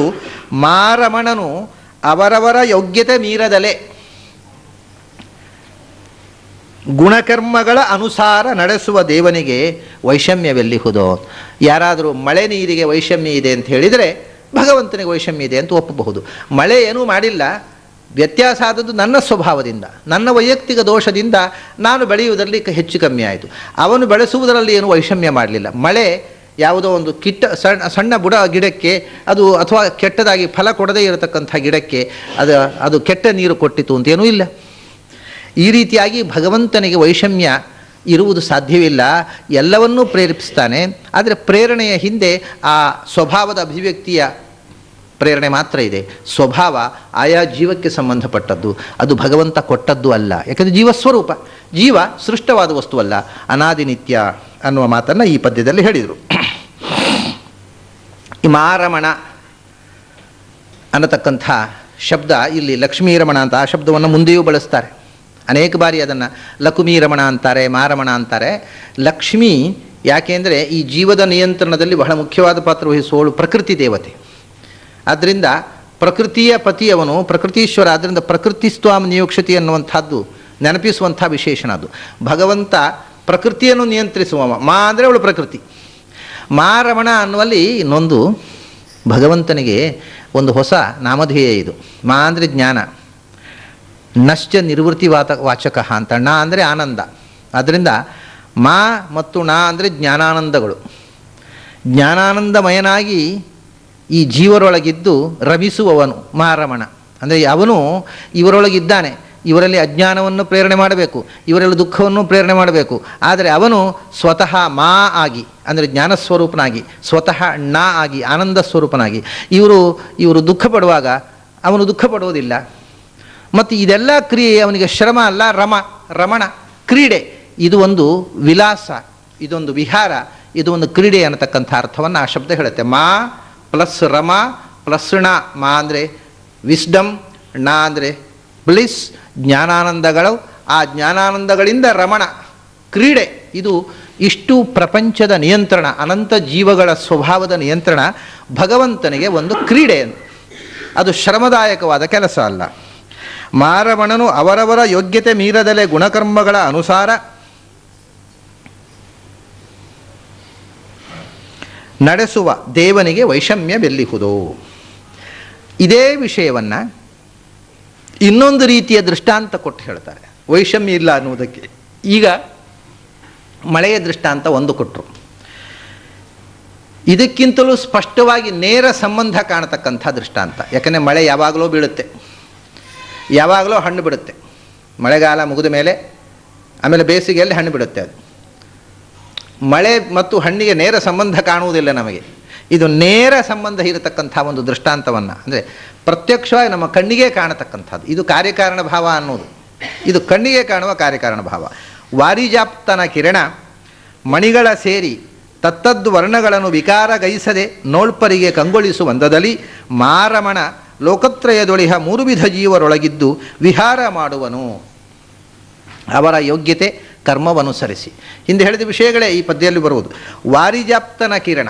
ವಾರಿಜಾಪ್ತ ಅಂದರೆ, ವಾರಿಜ ಅಂದರೆ ಕಮಲ, ಜಲಜ, ವಾರಿಜ, ವನಜ ಎಲ್ಲ ಶಬ್ದಗಳು ಒಂದೇ ಅರ್ಥ ತಾನೆ. ನೀರಿನಲ್ಲಿ ಹುಟ್ಟುವುದು. ಜಲ ಅಂದರು, ವಾರಿ ಅಂದರು, ವನ ಅಂದರು, ಎಲ್ಲಕ್ಕೂ ಅರ್ಥ ನೀರು ಅಂತ.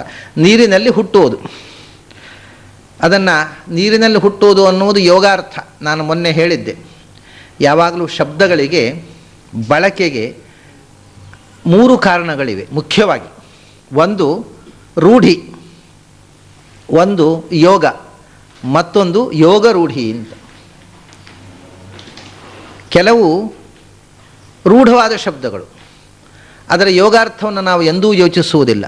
ಆ ಶಬ್ದ ಆ ವಸ್ತುವಿನಲ್ಲಿ ರೂಢ. ಈಗ ನಾವು ಮಕ್ಕಳಿಗೆ ಹೆಸರಿಡುತ್ತೇವೆ. ಆ ಮಕ್ಕಳಿಗೆ ಹೆಸರಿನದ್ದು ಅದರ ಎಟಿಮಾಲಜಿ ಏನು? ಒಬ್ಬನಿಗೆ ಪುರುಷೋತ್ತಮ ಅಂತ ಹೆಸರಿಡ್ತೇವೆ. ಪುರುಷೋತ್ತಮಾಚಾರ್ಯರು ಬಂದರು. ಪುರುಷೋತ್ತಮಾಚಾರ್ಯ ಅಂದರೆ ಅವರು ಉಳಿದ ಪುರುಷರಿಗೆಲ್ಲ ಉತ್ತಮರಾಗಿರಬೇಕಾಗಿಲ್ಲ, ಅಧಮರೂ ಇರಬಹುದು. ಅವ್ರ ಹೆಸರು ಅಷ್ಟೇ, ಅವರನ್ನು ಕರೆಯೋದು ಪುರುಷೋತ್ತಮಾಚಾರ್ಯ. ಅವರ ಅಪ್ಪ ಇಟ್ಟಿದ್ದಾರೆ ಹೆಸರು, ಏನು ಮಾಡಬೇಕು? ಅವರು ಪುರುಷೋತ್ತಮ ಆಗಲಿಲ್ಲ, ಅವರು ಪ್ರಾರಬ್ಧ ಕರ್ಮ, ಅವರ ಅಪ್ಪ ಹೆಸರಿಟ್ಟಿದ್ದಾರೆ. ಹಾಗೆ ಒಬ್ಬ ಪುರುಷ ಉತ್ತಮ ಪುರುಷ ಆಗಬೇಕಾಗಿಲ್ಲ, ಅವನಿಗೆ ಪುರುಷೋತ್ತಮ ಅನ್ನೋದು ರೂಢಿ, ಸಂಕೇತ, ರೂಢಿ. ಆ ರೂಢಿ ಇಟ್ಟುಬಿಟ್ರೆ ಆ ಶಬ್ದದಿಂದ ಕರಿತೇವೆ. ಅದಕ್ಕೆ ಯೋಗ ಬೇಡ, ಎಟಿಮಾಲಜಿ ಬೇಡ. ಇದು ಕೆಲವು ಶಬ್ದಗಳನ್ನು ರೂಢಿಯಿಂದ ಬಳಸುವುದು, ಕೆಲವು ಶಬ್ದಗಳನ್ನು ಯೋಗದಿಂದಲೇ ಬಳಸುವುದು. ಅದನ್ನು ರೂಢ ಅಲ್ಲ, ಅದು ಯೋಗಾರ್ಥದಲ್ಲೇ ಬಳಸುವುದು. ಇವು ನಾವು ಭೋಜನ ಶಾಲೆ ಅಂತೇವೆ. ಭೋಜನ ಶಾಲೆ ಅಂತ, ಭೋಜನ ಶಾಲೆ, ಈ ಉದಾಹರಣೆಗೆ ಭೋಜನ ಶಾಲೆ ಅನ್ನತಕ್ಕಂಥ ಶಬ್ದ ಈಗ ಉಡುಪಿಯಲ್ಲಿದೆ, ಕೃಷ್ಣ ಮಠದಲ್ಲಿ ಭೋಜನ ಶಾಲೆ ಅಂತ ಒಂದಿದೆ. ಭೋಜನ ಶಾಲೆ ಅನ್ನೋದು ಅದು ಯೌಗಿಕವಾದೇ ಪದ, ರೂಢಿಯಲ್ಲ ಅಷ್ಟೇ ಅಲ್ಲ, ಅದು ಊಟ ಮಾಡುವ ಮನೆ ಅಂತ ಅರ್ಥ. ಅದು ಯೋಗಾರ್ಥವನ್ನೇ ಬಳಸಿಕೊಂಡು ಬಂದಂಥ ಶಬ್ದ. ಕೆಲವು ಯೋಗಾರ್ಥವನ್ನು ರೂಢಿಯನ್ನು ಎರಡನ್ನೂ ಒಟ್ಟಿಗೆ ಸೇರಿಸಿಕೊಂಡು ಬರ್ತದೆ. ಉದಾಹರಣೆಗೆ ಅಲ್ಲಿ ಕೃಷ್ಣ ಮಠದಲ್ಲೇ ಇನ್ನೊಂದಿದೆ, ಒಳಗೆ ಸ್ವಾಮಿಗಳು ಊಟ ಮಾಡೋದಕ್ಕೆ ಚೌಕಿ ಅಂತ ಹೆಸರು, ಅದು ಭೋಜನ ಶಾಲೆಯೇ, ಊಟ ಮಾಡುವ ಶಾಲೆ ಹೌದು. ಆದರೆ ಈ ಭೋಜನ ಶಾಲೆ ಅನ್ನೋದು ಬಡವರು ಊಟ ಮಾಡುವ ಶಾಲೆ ಅಂತ ಅರ್ಥ ಆಗಿಬಿಟ್ಟಿದೆ. ಚೌಕಿ ಅಂದರೆ ಸ್ವಲ್ಪ ಸೇವೆ ಕೊಟ್ಟವರು, ದುಡ್ಡಿದ್ದವರು ಊಟ ಮಾಡುವ ಶಾಲೆ ಅಂತ. ಅದು ಚೌಕಿ ಅಂತಂದರೆ ಚಚ್ಚೌಕವಾಗಿ ಇರತಕ್ಕಂಥ ಹಾಲು ಅಂತ ಅರ್ಥ. ಚಚ್ಚೌಕವಾಗಿರುವ ಹಾಲು ಭೋಜನ ಶಾಲೆಯೂ ಚಚ್ಚೌಕವಾಗಿದೆ, ಅದನ್ನು ಚೌಕಿ ಅಂತ ಕರೆಯುವುದಿಲ್ಲ. ಚಚ್ಚೌಕವಾಗಿರುವ ಅಂದರೆ ಅದರ ಯೋಗಾರ್ಥ ಚಚ್ಚೌಕವಾಗಿರುವುದಂತ. ಆ ಯೋಗಾರ್ಥದಲ್ಲಿ ಮಾತ್ರ ರೂಢಿಯಲ್ಲ, ಈ ಚೌಕವಾಗಿರುವ ಮತ್ತು ಸೇವೆ ಕೊಟ್ಟವರು ಸ್ವಾಮಿಗಳ ಜೊತೆಗೆ ಊಟ ಮಾಡುವ ಶಾಲೆ ಅಂತ ಈ ಅರ್ಥದಲ್ಲಿ ರೂಢಿ. ಅದಕ್ಕೆ ಅಂದರೆ ಯೋಗಾರ್ಥ ರೂಢಾರ್ಥ ಎರಡು ಸೇರಿ ಯೋಗ ವಿಶೇಷದಲ್ಲಿ ರೂಢಿ. ಹಾಗೆಯೇ ಇಲ್ಲಿ ಈಗ ವಾರಿಜ ಅಂದರೆ ನೀರಿನಲ್ಲಿ ಹುಟ್ಟಿದ್ದು, ಯೋಗಾರ್ಥ ಇದೆ. ಕಮಲವು ನೀರಿನಲ್ಲಿ ಹುಟ್ಟಿದ್ದೌದು, ಆದರೆ ನೀರಿನಲ್ಲಿ ಹುಟ್ಟಿದ್ದೆಲ್ಲ ಕಮಲ ಅಲ್ಲ. ಇದನ್ನು ಮೊನ್ನೆ ಹೇಳಿದ್ದೆ ನಾನು. ನೀರಿನಲ್ಲಿ ಎಲ್ಲವೂ ಹುಟ್ಟುತ್ತೆ, ನೀರಿನಲ್ಲಿ ಕೆಸರೂ ಹುಟ್ಟುತ್ತೆ, ನೀರಿನಲ್ಲಿ ಕಪ್ಪೆಯೂ ಹುಟ್ಟುತ್ತೆ, ನೀರಿನಲ್ಲಿ ಶಂಖವೂ ಹುಟ್ಟುತ್ತೆ, ನೀರಿನಲ್ಲಿ ಮೀನೂ ಹುಟ್ಟುತ್ತೆ. ಇದು ಯಾವುದಕ್ಕೂ ವಾರಿಜ ಅನ್ನೋದಿಲ್ಲ. ಹಾಗಾದರೆ ವಾರಿಜ ಅನ್ನುವ ಯೋಗ ಕಮಲದಲ್ಲಿ ರೂಢ, ಅದು ಯೋಗ ರೂಢ.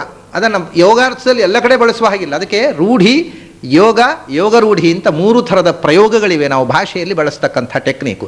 ಇದು ಯೋಗಾರ್ಥ ಇದೆ, ಆದರೆ ರೂಢವಾದ ಅರ್ಥದಲ್ಲಿ ಬಳಸುವುದು. ಯೋಗಾರ್ಥ ಎಲ್ಲೆಲ್ಲಿ ಇದೆ ಅಲ್ಲೆಲ್ಲ ಆ ಶಬ್ದವನ್ನು ಬಳಸುವುದಿಲ್ಲ. ಇದು ಭಾಷಾಶಾಸ್ತ್ರಕ್ಕೆ ಸಂಬಂಧಪಟ್ಟ ವಿಷಯ. ಹೀಗೆ ವಾರಿಜ ಅಂದರೆ ಕಮಲ, ವಾರಿಜನಿಗೆ ಆಪ್ತ, ದೋಸ್ತವನು, ಮಿತ್ರ ಯಾರು ಅಂದರೆ ಸೂರ್ಯ. ಇದು ಕಮಲಕ್ಕೆ ಮಿತ್ರ. ಯಾಕೆಂದರೆ ಇದು ಸಾಂಕೇತಿಕ. ಸೂರ್ಯ ಮೂಡಿ ಬಂದಾಗ ಕಮಲ ಅರಳುತ್ತೆ, ಅದರಿಂದ ಕಮಲಕ್ಕೆ ಸೂರ್ಯ ಮಿತ್ರ ಅಂತ ಹೇಳಿದ್ರು. ಸೂರ್ಯ ಕಂತಿದಾಗ ಮುಚ್ಚಿಕೊಳ್ಳುತ್ತೆ, ಅದರಿಂದ ಆ ಫ್ರೆಂಡ್ಶಿಪ್ ಎಷ್ಟು ಗಾಢ ಅಂದರೆ ಅವನಿದ್ದಾಗ ಅರಳುತ್ತೆ, ಇದು ಅವನು ಹೋದ ಅಂತಂದರೆ ಮುಚ್ಚಿಕೊಳ್ಳುತ್ತೆ. ಆದ್ದರಿಂದ ಸೂರ್ಯನಿಗೂ ಕಮಲಕ್ಕೂ ಸ್ನೇಹ ಇದೆ ಅಂತ. ಅವನು ವಿಕಸತಿ ಪತಂಗಸ್ಯ ಉದಯೇ ಪುಂಡರೀಕಂ ದ್ರವತಿ ಚ ಹಿಮರಶ್ಮೌ ಉದ್ಗತೆ ಚಂದ್ರಕಾಂತಃ. ವಿಕಸತಿ ಪತಂಗಸ್ಯ ಉದಯೇ, ಪತಂಗ ಅಂದರೆ ಸೂರ್ಯ. ಪತಂಗ ಉದಿಸಿದಾಗ ಪುಂಡರೀಕ ವಿಕಸತಿ, ತಾವರೆ ಅರಳುತ್ತೆ. ದ್ರವತಿ ಚ ಹಿಮರಶ್ಮೌ ಉದ್ಗತೆ ಚಂದ್ರಕಾಂತಃ. ಚಂದ್ರ ಉದಿಸಿದಾಗ ಚಂದ್ರಕಾಂತ ಶಿಲೆ ನೀರು ಒಸರುತ್ತೆ, ವೆಟ್ಟಾಗತ್ತೆ, ಒದ್ದೆ ಆಗತ್ತೆ. ಅದು ಆ ಚಂದ್ರನನ್ನು ನೋಡಿದ ಕೂಡಲೇ ಕರಗುತ್ತೆ, ಸೂರ್ಯನನ್ನು ನೋಡಿದ ಕೂಡಲೇ ಈ ಹೂವು ಅರಳುತ್ತೆ. ಅದರಿಂದ ಚಂದ್ರಕಾಂತ ಶಿಲೆಗೆ ಚಂದ್ರಕಾಂತ ಅಂತ, ಚಂದ್ರನಿಗೆ ಪ್ರಿಯವಾದ ಶಿಲೆ ಅಂತ. ಇದು ವಾರಿಜಾಪ್ತ ಅಂತ. ಈ 2 ದೃಷ್ಟಾಂತಗಳನ್ನು ಇಟ್ಟುಕೊಂಡೇ ಭೌಭೂತಿ ನಖಲು ಬಹಿರುಪಾಧೀನ್ ಪ್ರೀತೆಯ ಸಂಶಯಂತೆ ಅಂತ ಬಹಳ ವಿಚಿತ್ರವಾದ ಒಂದು ಮಾತನ್ನು ಹೇಳುತ್ತಾನೆ. ಏನು ಅಂದರೆ, ಈ ಸ್ನೇಹ, ಒಬ್ಬರನ್ನು ಕಂಡಾಗ ನಮಗೆ ಒಂದು ಆತ್ಮೀಯತೆಯ ಭಾವ ಬರುತ್ತಲ್ಲ, ತುಂಬ ಇಷ್ಟವಾಗುವುದು, ಅವರು ಅಂದರೆ ಬಹಳ ಇಷ್ಟವಾಗುವುದು. ಈ ಇಷ್ಟವಾಗುವುದಕ್ಕೆ ಹೊರಗಿನ ಯಾವ ಕಾರಣವೂ ಇಲ್ಲ, ಯಾವುದೋ ಇದು ಒಳಗಿನ ಅಂತರಂಗದ ಸೆಳೆತ ಅಂತ. ಒಬ್ಬರನ್ನು ಕಂಡಾಗ ಬಹಳ ಆತ್ಮೀಯ ಅನಿಸೋದು, ಇನ್ಯಾರನ್ನು ಕಂಡಾಗ ಬೇಡಪ್ಪ ಅವರ ಸಹವಾಸ ಏನೋ ಎಂತೋ, ಎಲ್ಲೋ ಒಬ್ಬರಲ್ಲಿ ಸ್ನೇಹ, ಒಬ್ಬರನ್ನು ಅವಾಯ್ಡ್ ಮಾಡುವ ಅಂತ ಕಾಣೋದು. ಅದು ಅವರ ಬಹಳ ಕಾಲದ ಸಹವಾಸದಿಂದ ಹೀಗಾಗುತ್ತೆ ಸ್ವಭಾವ. ಅದಲ್ಲ, ಮೊದಲ ಭೇಟಿಯಲ್ಲಿ ಒಬ್ಬರನ್ನು ಕಂಡಾಗ ತುಂಬ ಇಷ್ಟವಾಗಿಬಿಡೋದು. ಕೆಲವರನ್ನ ಅವರು ಸುದ್ದಿ ಬಿಡಪ್ಪ ಏನೋ, ನಮಗೆ ಯಾಕೆ, ಏನು ಬೇಕಾದ್ರೆ ಇರಲಿ ಅಂತ. ಇದಕ್ಕೆ ಕಾರಣ ಏನು ಆದರೆ ಅವನು ಹೇಳ್ತಾನೆ, ವ್ಯತಿಷಜತಿ ಪದಾರ್ಥಾನ್ ಆಂತರಃ ಕೋಪಿ ಹೇತು. ಈ ಸ್ನೇಹಕ್ಕೆ ಕಾರಣ ಏನು ಅನ್ನೋದನ್ನು ಈವರೆಗೂ ಸೈಕಾಲಜಿಯಲ್ಲಿ ತೀರ್ಮಾನ ಮಾಡಲಿಕ್ಕಾಗಲಿಲ್ಲ. ಮತ್ತು ಯಾವುದೋ ಒಳಬಗೆಯ ಸೆಳೆತ, ಅದು ಹೊರಗಿನ ಯಾವ ಕಾರಣವೂ ಅಲ್ಲ, ಅದು ಒಳಗಿನ ಸೆಳೆತ, ಒಳಗಿನ ಯಾವುದೋ ಒಂದು ಸೆಳೆತ. ಯಾವ ಜನ್ಮದ ಸೆಳೆತವೋ ಒಬ್ಬರನ್ನು ಒಬ್ಬರು ನೋಡಿದಾಗ ಅದನ್ನು ಬಂಧುತ್ವದ ಭಾವನೆಯನ್ನು ಹತ್ತಿರಕ್ಕೆ ಎಳೆದು ಕೊಡುತ್ತೆ. ಅದಕ್ಕೆ ಹೊರಗೆ ನಕಲು ಬಹಿರುಪಾಧೀನ್ ಪ್ರೀತಿಯ ಸಂಶ್ರಯಂತೆ. ಹೊರಗಿನ ಯಾವ ಕಾರಣವೂ ಇಲ್ಲ ಪ್ರೀತಿಗೆ, ಹೊರಗಿನ ಕಾರಣದಿಂದ ಬಂದ ಪ್ರೀತಿ ಆ ಕಾರಣ ಹೋದಾಗ ಹೋಗುತ್ತೆ. ಅದು ನನ್ನ ಪ್ರೀತಿ ಅನ್ನುವುದು ನಿಷ್ಕಾರಣವಾಗಿರುತ್ತೆ, ಅದು ಒಂದು ಒಳಗಿನ ಸಂಬಂಧ ಅಂತ. ಅದಕ್ಕೆ ದೃಷ್ಟಾಂತ ಕೊಡೋದು, ಏನು ಸಂಬಂಧ ಸೂರ್ಯನಿಗೂ ಕಮಲಕ್ಕೂ, ಆದರೂ ಸೂರ್ಯ ಉದಿಸಿದಾಗೆಲ್ಲ ಅರಳುತ್ತಲ್ಲ, ಇದು ಯಾವ ಸೆಳೆತ, ಇದು ಪ್ರಕೃತಿಯ ಸೆಳೆತ. ಅಂಥ ಒಂದು ಅಂತರಂಗದ ಸೆಳೆತ ಪ್ರೀತಿ ಅಂತ ಹೇಳ್ತಾನೆ ಭೌಭೂತಿ. ಯಾಕೆ ಹೇಳಿದೆ ಅಂದರೆ, ವಾರಿಜಾಪ್ತ ಅನ್ನುವ ಶಬ್ದದ ವಿವರಣೆಯಲ್ಲಿ ವಾರಿಜ ಕಮಲಕ್ಕೆ ಆಪ್ತ. ವಾರಿಜಾಪ್ತನ ಕಿರಣ ಅಂದರೆ ಸೂರ್ಯನ ಕಿರಣ ಆಯ್ತು. ಈಗ ಒಟ್ಟಷ್ಟೇ ಸೂರ್ಯನ ಕಿರಣ ಅಂತ ಹೇಳೋದಕ್ಕೆ ಇಷ್ಟೆಲ್ಲ ಹೇಳಿದ್ರು ಅಷ್ಟು. ವಾರಿಜಾಪ್ತನ ಕಿರಣ ಮಣಿಗಳ ಸೇರಿ ಅಲ್ಲ, ಇದರಲ್ಲಿ ಒಂದು ಉದ್ದೇಶ ಇದೆ ಹೀಗೆ ಹೇಳುವುದಕ್ಕೆ. ಇದು ದ್ವಿತೀಯಾಕ್ಷರ, ಇಲ್ಲಿ ರೇಫ ಬರಬೇಕು. ಹೌದು ನೋಡಿ, ಸೂರ್ಯನ ಕಿರಣ ಈ ವಿಶೇಷಣದಿಂದ ಒಂದು ಹೊಸ ಅಂಶವನ್ನು ಧ್ವನಿಸ್ತಾರೆ ಅವರು. ಸೂರ್ಯನ ಕಿರಣ ಬೀಳುತ್ತೆ ಕೆಳಗೆ, ಸೂರ್ಯನ ಕಿರಣ ಎಲ್ಲ ಹೂಗಳ ಮೇಲೂ ಬೀಳುತ್ತೆ, ಕೋಳೆ ಹೂವಿನ ಮೇಲೂ ಬೀಳುತ್ತೆ. ಸರೋವರದಲ್ಲಿ ಕಮಲವೂ ಇದೆ, ಕೋಳೆ ಹೂವು ಇದೆ. ಕೋಳೆ ಹೂ ಅಂದರೆ ಕುವಲಯ ಅಂತ ಹೇಳ್ತಾರೆ ಅದನ್ನು. ಅದು ಮುಚ್ಚಿಕೊಳ್ಳುತ್ತೆ, ಅದು ರಾತ್ರಿ ಹೊತ್ತು ಅರಳೋದು. ಕಮಲದಂಥದ್ದೇ ಇನ್ನೊಂದು ಹೂ ಇದೆ, ರಾತ್ರಿ ಅರಳುವಂಥದ್ದನ್ನು ಕೋಳೆ ಅಂತ ಹೇಳ್ತಾರೆ ಅಥವಾ ಕುವಲಯ ಅಂತಾರೆ, ಹಗಲು ಅರಳುವುದನ್ನು ಕಮಲ ಅಂತಾರೆ. ಸೂರ್ಯ ಅದೇನು ಕಮಲದ ಮೇಲೆ ಮಾತ್ರ ತನ್ನ ಕಿರಣ ಹಾಯಿಸಿದನೋ? ಇಲ್ಲ, ಆ ಮುಚ್ಚುವ ಹೂವಿನ ಮೇಲೂ ಕಿರಣ ಹಾಯಿಸಿದ. ಒಂದು ಹೂವು ಸೂರ್ಯನ ಕಿರಣ ಬಿದ್ದ ತಕ್ಷಣ ಅರಳಿತು, ಇನ್ನೊಂದು ಹೂವು ಸೂರ್ಯನ ಕಿರಣ ಬಿದ್ದ ತಕ್ಷಣ ಮುಚ್ಚಿತು. ಸೂರ್ಯ ಏನು ಮಾಡಿದ? ಸೂರ್ಯ ಏನೂ ಮಾಡಿಲ್ಲ, ಅದು ಅದರ ಸ್ವಭಾವದಂತೆ ಅದು ಆಯಿತು ಅಷ್ಟೇ. ಸೂರ್ಯ ಎಲ್ಲದರ ಮೇಲೂ ಕಿರಣ ಹಾಯಿಸಿದ ಅಷ್ಟೇ. ಆದ್ದರಿಂದ ಹೀಗೆ ಭಗವಂತನ ರಕ್ಷೆಯ ಕಿರಣ ಎಲ್ಲದರ ಮೇಲೂ ಬೀಳುತ್ತೆ. ಕೆಲವರು ಭಗವಂತನ ಕಿರಣ ಬಂದು ಕೂಡ ಅರಳುತ್ತಾರೆ, ಕೆಲವರು ಭಗವಂತ ಕಿರಣವನ್ನು ಮುಚ್ಚಿಕೋತಾರೆ. ಅದಕ್ಕೆ ಏನು ಮಾಡಬೇಕು? ಭಗವಂತ ಏನು ಮಾಡಬೇಕು ಅಂತಾರೆ, ಸೂರ್ಯ ಒಂದು ಹೂವನ್ನು ಮುಚ್ಚುವ ಹಾಗೆ ಮಾಡಿದ್ದೇನು, ಒಂದು ಹೂವನ್ನು ಹೋಗಿ ಅದರ ಕಿರಣದಿಂದ ಈ ಕಡ್ಡಿ ಹಾಕಿ ತೆರೆದ ಹಾಗೆ ಇವನು ಅದರೊಳಗೆ ಕಡ್ಡಿ ಹಾಕಿ ಅವನು ಓಪನ್ ಮಾಡಿದ್ದೇನೋ, ಒಂದನ್ನು ಮುಚ್ಚಿದನೋ, ಏನೂ ಮಾಡಿಲ್ಲ. ಅದರದರ ಸ್ವಭಾವದಂತೆ ಅದು ಆಯಿತು. ಎಲ್ಲದರ ಮೇಲೂ ಸೂರ್ಯನ ಕಿರಣ ಹಬ್ಬಿತು. ಮತ್ತು ಇನ್ನೊಂದು ಈ ಶಬ್ದ ಇನ್ನೊಂದು ಇದೆ ಇದರಲ್ಲಿ, ವಾರಿಜಾಪ್ತ ಅಂದರೆ ಕಮಲಕ್ಕೆ ಪ್ರಿಯನಾದವ, ಅವನು ಕಮಲವನ್ನು ಪ್ರೀತಿಸ್ತಾನೆ ಅಂತ ಹೇಳೋದಿಲ್ಲ, ಕಮಲ ಅವನನ್ನು ಪ್ರೀತಿಸ್ತದೆ ಅನ್ನೋ ಶಬ್ದ ಹೇಳ್ತಾರೆ. ಅರ್ಥಾತ್ ಅವನಿಗೆ ಯಾವುದರ ಮೇಲೂ ಪ್ರೀತಿಯಿಲ್ಲ, ದ್ವೇಷವಿಲ್ಲ, ಎಲ್ಲದರ ಮೇಲೂ ಹರಿಸಿದ. ಇದಕ್ಕೆ ಪ್ರಿಯ ಆಯಿತು, ಅರಳಿತು, ಅದಕ್ಕೆ ಪ್ರಿಯ ಆಗಲಿಲ್ಲ, ಅರಳಿಲ್ಲ. ಅವನು ವಾರಿಜಕ್ಕೆ ಆಪ್ತ ಹೊರತು ಅವನಿಗೆ ವಾರಿಜ ಆಪ್ತ ಅಲ್ಲ, ಅವನಿಗೆಲ್ಲೋ ಒಂದೇ, ಎಲ್ಲ ಹೂವಿನ ಮೇಲೂ ಕಿರಣ ಹರಿಸಿದ. ಹೀಗೆ ಆ ಒಂದು ಶಬ್ದದಲ್ಲಿ 2-3 ಧ್ವನಿಗಳಿರ್ತವೆ. ವಾರಿಜಾಪ್ತನ ಕಿರಣ ಮಣಿಗಳ ಸೇರಿ, ಅದು ಒಂದು ಮುಖ ಆಯ್ತಲ್ಲ. ಆಮೇಲೆ 3 ಥರದ ಮಣಿಗಳನ್ನು ಇಡೋದು, ನಾನಾ ಬಣ್ಣದ 3 ಥರ ಅಂತಲ್ಲ, ಯಾವ ಬಣ್ಣದ್ದು ಮಣಿಗಳನ್ನ. ಯಾಕೆಂದರೆ ಇಂಥದೇ ಬಣ್ಣ ಆಗಬೇಕಂತೂ ನಿಯಮ ಇಲ್ಲ. ಅದೇನು 3 ವಿಧ ಜೀವರಿಗೆ ಸಂಬಂಧಪಟ್ಟ 3 ಬಣ್ಣವನ್ನು ಹೇಳಲಿಕ್ಕೋಸ್ಕರ ಬಂದ ದೃಷ್ಟಾಂತ ಅಲ್ಲ. ಒಂದು ಮಣಿ ನೀಲಮಣಿ ಇಟ್ಟೆವು, ಕೆಂಪು ಹರಳು ಇಟ್ಟೆವು, ವಜ್ರ ಇಟ್ಟೆವು, ಹವಳ ಇನ್ನೊಂದು, ಪಚ್ಚೆ ಮಣಿ ಇಟ್ಟೆವು, ಒಂದು ಹವಳ ಇನ್ನೊಂದು. ಯಾವ ಮಣಿಯನ್ನು ಸೂರ್ಯನ ಪ್ರಕಾಶಕ್ಕೆ ಒಡ್ಡುವುದು. ಒಡ್ಡಿದರೆ ಏನಾಗುತ್ತೆ ಅಂದರೆ ಸೂರ್ಯನ ಪ್ರಕಾಶದಿಂದ ಅದರಲ್ಲಿ ಯಾವ ಬಣ್ಣ ಇದೆಯೋ ಅದು ಇನ್ನಷ್ಟು ಬ್ರೈಟ್ ಆಗುತ್ತೆ ಅಷ್ಟೇ, ಬಣ್ಣ ಬದಲಾಗುವುದಿಲ್ಲ. ವಜ್ರ ಇಟ್ಟರೆ ವಜ್ರ ಹೆಚ್ಚು ಫಳಫಳ ಅಂತ ಅದರ ಪ್ರಕಾಶ ಇನ್ನಷ್ಟು ಬ್ರೈಟ್ ಆಗುತ್ತೆ. ನೀಲಮಣಿ ಇಟ್ಟರೆ ನೀಲವರ್ಣವೇ ಬ್ರೈಟಾಗಿ ಕಾಣುತ್ತೆ ಅಷ್ಟೇ ಹೊರತು ಅದು ವಜ್ರದ ಹಾಗೆ ಆಗುವುದಿಲ್ಲ. ಸೂರ್ಯನ ಕಿರಣ ಯಾವುದರ ಬಣ್ಣವನ್ನೂ ಬದಲಾಯಿಸುವುದಿಲ್ಲ, ಇದ್ದ ಬಣ್ಣವನ್ನು ಬ್ರೈಟ್ ಮಾಡುತ್ತೆ. ವಾರಿಜಾಪ್ತನ ಕಿರಣ ಮಣಿಗಳ ಸೇರಿ ತತ್ತದ್ದು ವರ್ಣಗಳನ್ನು ವಿಕಾರಗೈಸದೆ, ವರ್ಣವನ್ನೇ ಬದಲಾಯಿಸುವುದಿಲ್ಲ. ನೀಲವೇ, ಆದರೆ ಕತ್ತಲೆ ಅಲ್ಲಿ ಅದು ಇದ್ದಾಗ, ಮಸುಕಾಗಿದ್ದಾಗ ಇದ್ದಂಥ ಬ್ರೈಟ್ನೆಸ್ಗಿಂತ ಸೂರ್ಯನ ಪ್ರಕಾಶ ಬಿದ್ದಾಗ ಅದರ ರೇಸು ಪ್ರಕಾಶಮಾನ. ಸೂರ್ಯನ ಪ್ರಕಾಶಕ್ಕೆ ನೀವು ಹಿಡಿದರೆ, ಈಗ ಇದಕ್ಕೆ ಉದಾಹರಣೆಗೆ ರತ್ನಗರ್ಭ ಶಾಲಗ್ರಾಮ ಇದೆ, ಅದು ಒಂದು ಜಾತಿಯ ಮಣಿಗಳ ಜಾತಿಗೆ ಸೇರಿದೆ. ರತ್ನಗರ್ಭ ಶಾಲಿಗ್ರಾಮವು ಒಂದು ಜಾತಿಯ ಅಪೂರ್ವವಾದ ಮಣಿ. ಅದು ರತ್ನಗರ್ಭ ಶಾಲಿಗ್ರಾಮ ಸ್ಟೋನ್. ಅದು ನಿಜವಾಗಿ ಈ ಮಣಿಗಳಲ್ಲಾದರೆ ಒಂಥರ ಹೊಳಪು ಇದೆಯಲ್ಲ, ಆದರೆ ಹೊಳಪು ಇಲ್ಲ, ಅದು ಕಲ್ಲಿನ ಹಾಗೆ ಕಪ್ಪಾಗಿರುತ್ತದೆ. ಆದರೆ ಕಪ್ಪು ಕಲ್ಲಿನ ಹಾಗೇ ಇರ್ತದೆ, ಎಲ್ಲ ಶಾಲಿಗ್ರಾಮಗಳ ಹಾಗೇ ಇರ್ತದೆ. ಸ್ವಲ್ಪ ಬೆಳಕಿಗೆ ಹಿಡಿದರೆ ಅದು ಕಪ್ಪಲ್ಲ, ಓಹೋ ಅದು ದ್ರಾಕ್ಷಿ ಆಗಿದೆ. ದ್ರಾಕ್ಷಿಯಲ್ಲಿ ಸ್ವಲ್ಪ ಕೆಂಪು ಒತ್ತಿ ಕಪ್ಪಿರುತ್ತಲ್ಲ, ಕಪ್ಪು ದ್ರಾಕ್ಷಿ ಇದಲ್ಲ, ಈ ಬಿಳಿ ದ್ರಾಕ್ಷಿ ಅಲ್ಲ, ಗ್ರೇಪ್ಸು. ಆ ಥರ ಒಂಥರ ಕೆಂಪು ಛಾಯೆ ಇದ್ದ, ಸ್ವಲ್ಪ ಬೆಳಕಿನ ಛಾಯೆ ಬಿದ್ದಾಗ ಇದು ಕೆಂಪು ಶೇಡ್ ಇದೆ, ಬರೇ ಕಪ್ಪಲ್ಲ ಅಂತ ಕಾಣಲಿಕ್ಕೆ ಶುರುವಾಗುತ್ತೆ. ಇನ್ನೂ ಬ್ರೈಟಾಗಿ ಸೂರ್ಯಪ್ರಕಾಶಕ್ಕೆ ಅಥವಾ ಟ್ಯೂಬ್ ಲೈಟ್ನ ಎದುರು ಹಿಡಿದು ಬಿಟ್ಟರೆ ಅದರ ಒಳಗಿನಿಂದ ಕೆಂಪು ರೇಸು ಟ್ರಾನ್ಸ್ಪೆರೆಂಟ್ ಆಗಿಬಿಡ್ತದೆ. ಆ ಕಲ್ಲು ಅಂದರೆ ಕಲ್ಲೇ ಅದು, ಆದರೆ ಬೆಳಕಿಗೆ ಹಿಡಿದ ತಕ್ಷಣ ಟ್ರಾನ್ಸ್ಪೆರೆಂಟ್ ಆಗುತ್ತೆ, ಅದರ ಪ್ರಕಾಶ ರಿಫ್ಲೆಕ್ಟ್ ಆಗ್ತದೆ. ಇದು ಏನು ಮಾಡಿದೆ, ಅದರಲ್ಲಿ ಇದ್ದ ಬಣ್ಣವನ್ನು ಬ್ರೈಟ್ ಮಾಡ್ತದೆ ಬೆಳಕು ಅಷ್ಟೇ, ಸೂರ್ಯನ ಕಿರಣ. ವಾರಿಜಾಪ್ತನ ಕಿರಣ ಮಣಿಗಳ ಸೇರಿ ತತ್ತದ್ದು ವರ್ಣಗಳನ್ನು ವಿಕಾರಗೈಸದೆ ನೋಳ್ಪರಿಗೆ ಕಂಗೊಳಿಸುವ ಅಂದದಲ್ಲಿ, ಕಾಣುವವರಿಗೆ ಅದು ಹೆಚ್ಚು ಸ್ಪಷ್ಟವಾಗಿ ಅದರಲ್ಲಿದ್ದ ಬಣ್ಣ ಮತ್ತಷ್ಟು ಪ್ರಖರವಾಗಿ ಬ್ರೈಟಾಗಿ ನಮಗೆ ಕಾಣುವಂತೆ ಮಾಡ್ತಾನೆ ಹೊರತು ಬಣ್ಣವನ್ನು ಬದಲಾಯಿಸುವುದಿಲ್ಲ. ಹಾಗೆಯೇ ಅವರವರ ಬಣ್ಣ ಅವರವರಿಗೆ. ನೋಡಿ, ಇದೀಗ ಬಣ್ಣ ವರ್ಣ, ನಿಮ್ಮ ವರ್ಣವನ್ನು ಅವನು ಬದಲಾಯಿಸುವುದಿಲ್ಲ. ನಿಮ್ಮದು ಯಾವ ವರ್ಣ, ಬ್ರಾಹ್ಮಣ ವರ್ಣವೋ, ಕ್ಷತ್ರಿಯ ವರ್ಣವೋ, ವೈಶ್ಯ ವರ್ಣವೋ, ಶುದ್ಧ ವರ್ಣವೋ, ಅದೇ ವರ್ಣ, ಅದನ್ನು ಬದಲಿಸುವುದಿಲ್ಲ. ವರ್ಣ ಅಂತಂದರೆ ಬಣ್ಣ ಅಂದರೆ ಸ್ವಭಾವ, ಬಣ್ಣ ಅಂದರೆ ಸ್ವಭಾವ. ಇದು ಅದಕ್ಕೆ ಒಳ್ಳೆಯ ದೃಷ್ಟಾಂತ ಇದು. ಆ ವಸ್ತುವಿನ ಬಣ್ಣ ಉಂಟಲ್ಲ, ಅದು ಅದರದ್ದೇ ಸ್ವಭಾವ. ಯಾವುದು ಅದರಲ್ಲಿ ಪರ್ಮನೆಂಟ್ ಆಗಿರತಕ್ಕ ಬಣ್ಣ ಅದರದ್ದು ವರ್ಣ, ಅದು ಅದರ ಸ್ವಭಾವ. ಆದರೆ ಮತ್ತೆ ಬಂದು ಹೋಗುವಂತಹ ಬಣ್ಣಗಳು ಇರ್ತವೆ. ನಾವು ಬಣ್ಣ ಬಳಕೊಂಡು ಮುಖವಾಡ, ಅದು ಬಂದು ಹೋಗೋ ಬಣ್ಣಗಳು ಅಂದರೆ ಮುಖವಾಡಗಳು. ನಾವು ಬಣ್ಣ ಹಚ್ಚಿಕೊಂಡೇ ಸಮಾಜದ ಮುಂದೆ ಹೋಗೋರು, ಅದು ಬಣ್ಣದ ಒಂದು ಮುಖವಾಡ ಇದೆ ನಮಗೆ, ಅದನ್ನು ಹಾಕ್ಕೊಂಡೇ ಸಮಾಜದ ಮುಂದೆ ಹೋಗೋರು, ಮನೆ ಬಂದು ತೆಗೆದಿಡೋರು ಅದನ್ನು. ಆದ್ದರಿಂದ ನಮ್ಮ ನಿಜವಾದ ಬಣ್ಣ ತೋರಿಸೋದೇ ಇಲ್ಲ. ನಾವು ಮುಖವಾಡದ ಬಣ್ಣದಿಂದಲೇ ಸಮಾಜದಲ್ಲಿ ಬದುಕುವವರು. ಅದು ಬರುತ್ತೆ ಹೋಗುತ್ತೆ. ಈಗ ಇದರಲ್ಲೂ ಹಾಗೆ, ಈಗ ಹಣ್ಣುಗಳಲ್ಲಿ ಅದು ಕಾಯಿ ಆಗಿದ್ದಾಗ ಒಂದು ಬಣ್ಣ ಇರುತ್ತೆ, ಹಣ್ಣಾದಾಗ ಹಳದಿ ಆಗುತ್ತೆ, ಮೊದಲು ಪಚ್ಚೆ ಇರುತ್ತೆ ಅಥವಾ ಕೆಂಪಾಗಬಹುದು ಹಣ್ಣಾದಾಗ. ಈ ಬಣ್ಣಗಳು ಬದಲಾಗ್ತಾ ಇರ್ತಾವಲ್ಲ, ಅದು ಅದರ ಮೂಲಭೂತವಾದಂಥ ಸ್ವರೂಪ ಅಲ್ಲ, ಅದು ಮತ್ತೆ ಬಂದದ್ದು. ಅದರ ವಸ್ತುವಿನಲ್ಲಿ ಪರ್ಮನೆಂಟ್ ಆಗಿರತಕ್ಕ ಒಂದು ಬಣ್ಣ ಉಂಟಲ್ಲ ವಸ್ತುವಿಗೆ, ಮತ್ತೆ ಬಂದದ್ದು ಅದು ಅದರದ್ದು ಸ್ವಂತದ್ದಲ್ಲ. ಆ ಪರ್ಮನೆಂಟ್ ಆದ ಒಂದು ಬಣ್ಣ ಏನಿದೆ, ಆ ವರ್ಣ ಅನ್ನೋದು ಆ ವಸ್ತುವಿನ ಸ್ವಭಾವ. ಹಾಗೆಯೇ ಇಲ್ಲಿ ಕೂಡ ಈ ಜೀವಕ್ಕೆ ಬೇರೆ ಬೇರೆ ಬಣ್ಣಗಳು ಬರ್ತಾವೆ.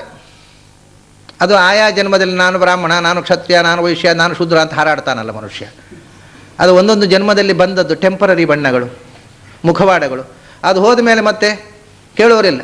ಅದು ಈ ಒಂದು ಜನ್ಮದಲ್ಲಿ ಇರತಕ್ಕಂಥ ವರ್ಣವನ್ನೇ ನಿಜವಾದ ವರ್ಣ ಅಂತ ಭ್ರಮಿಸಿಕೊಂಡು, ಇದು ಜಾತಿವಾದ, ಜಾತಿಯನ್ನು ವರ್ಣ ಅಂತ ಭ್ರಮಿಸಿಕೊಂಡು ಹಾರಾಡುವಂಥದ್ದು ಇದು. ಅದು ಮೇಲಿನ ಮುಖವಾಡ.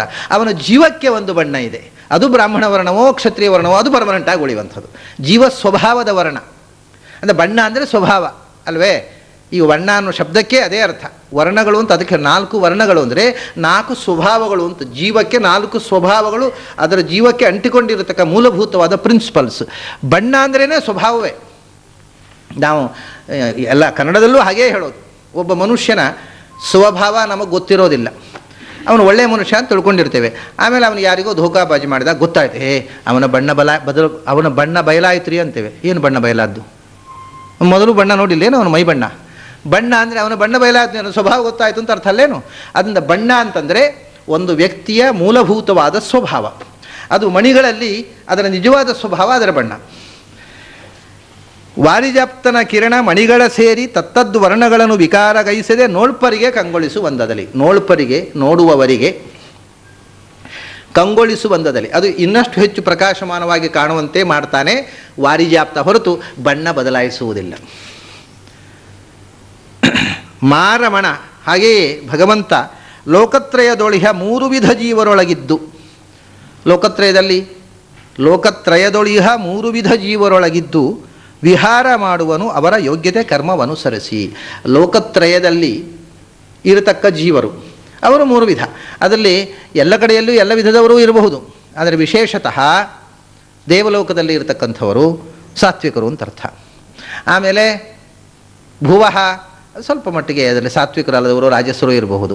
ಭೂಮಿಯಲ್ಲಿ 3 ಥರದ ಜನರು, ಭೂಹು ಭುವಃ ಸ್ವಹ 3 ಲೋಕಗಳು ಅಂತ ಇಟ್ಟುಕೊಂಡ್ರೆ ಭೂಮಿಯಲ್ಲಿ ಸಾತ್ವಿಕರು ಇದ್ದಾರೆ, ರಾಜಸರು ಇದ್ದಾರೆ, ತಾಮಸರು ಇದ್ದಾರೆ. 3 ವಿಧದ ಜೀವರು. ಸ್ವಹಕ್ಕೆ ಹೋದಾಗ ಸ್ವಲ್ಪ ಮಟ್ಟಿಗೆ ಸಾತ್ವಿಕರು, ರಾಜಸರ ಸಂಖ್ಯೆ. ಸ್ವರ್ಗ ಭುವಃ ಸ್ವಹ ಸ್ವರ್ಗದಲ್ಲಿ ದೇವಲೋಕದಲ್ಲಿ ಸಾತ್ವಿಕರು ಜಾಸ್ತಿ. ಅಲ್ಲಿಯೂ ಇರಬಹುದು ತಾಮಸರು. ಯಾಕೆಂದರೆ ಅಸುರರು ಅಲ್ಲಿಗೂ ಹೋಗ್ತಾರೆ, ದಾಳಿ ಮಾಡೋದು ಅಂತುಂಟು, ಇಲ್ಲ ಅಂತಿಲ್ಲ. ಒಂದೊಂದು ಸರ್ತಿ ಅದರ ಒಡೆತನವನ್ನೇ ಅವರು ಆಕ್ಯುಪೈ ಮಾಡೋದು ಅಂತುಂಟು. ಅಂತೂ 3 ಲೋಕಗಳಲ್ಲಿ ಅಂದರೆ ಒಟ್ಟಿಗೆ ಅರ್ಥ 3 ಲೋಕ ಅಂತಂದರೆ 3 ಲೋಕ ಅನ್ನುವ ಈ 3 ವಿಸ್ತಾರ ಮಾಡಿದರೆ 7 ಆಗುತ್ತೆ, ಇನ್ನೂ ಎಳೆದರೆ 14 ಆಗುತ್ತೆ. 3ಅನ್ನೇ ಎಳೆದರೆ 7 ಆಗುತ್ತೆ, ಅದು ಇನ್ನೂ ಎಳೆದರೆ 14 ಆಗುತ್ತೆ. ಅದು 3 ಲೋಕ ಅಂದರೆ ಒಟ್ಟು ಬ್ರಹ್ಮಾಂಡ ಅಂತ ಅರ್ಥ. ಬ್ರಹ್ಮಾಂಡದಲ್ಲಿ ಇರತಕ್ಕ ಜೀವಗಳು. ಅದು ಬ್ರಹ್ಮಾಂಡದಿಂದ ಹೊರಗೆ ಜೀವಕ್ಕೆ ಅಸ್ತಿತ್ವ ಇಲ್ಲ. 3 ಲೋಕಗಳು ಈ ದೇಹದ ಹಾಗೆಯೇ. ಈ ದೇಹದಲ್ಲಿಯೂ 3 ಲೋಕ ಅಂತಾರೆ. ಇಲ್ಲಿಂದ ಸೊಂಟ ತನಕ ಒಂದು ಲೋಕ, ಅದು ಭೂಲೋಕ. ಸೊಂಟದಿಂದ ಕಂಠದ ತನಕ ಅದು ಭುವೋಲೋಕ. ಅಲ್ಲಿಂದ ಕಂಠದಿಂದ ಶಿರಸ್ಸಿನ ತನಕ ಸ್ವರ್ಗಲೋಕ. ಭೂಹು ಭುವಃ ಸ್ವಹ ಅಂತ ಇದು ಒಂದು ಅನುಸಂಧಾನ ಇದೆ.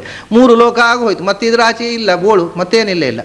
ಹಾಗಲ್ಲ, ಇದನ್ನೇ 14 ಮಾಡ್ತಾರೆ. ಪಾದ, ಅತಳ, ವಿತಳ, ಸುತಳ, ತಳಾತಳ, ಅಲ್ಲಿಂದ ಇಲ್ಲಿಗೆ ಭೂಮಿ ಬರೋ ಇಲ್ಲಿ ತನಕ 7 ವಿಭಾಗ.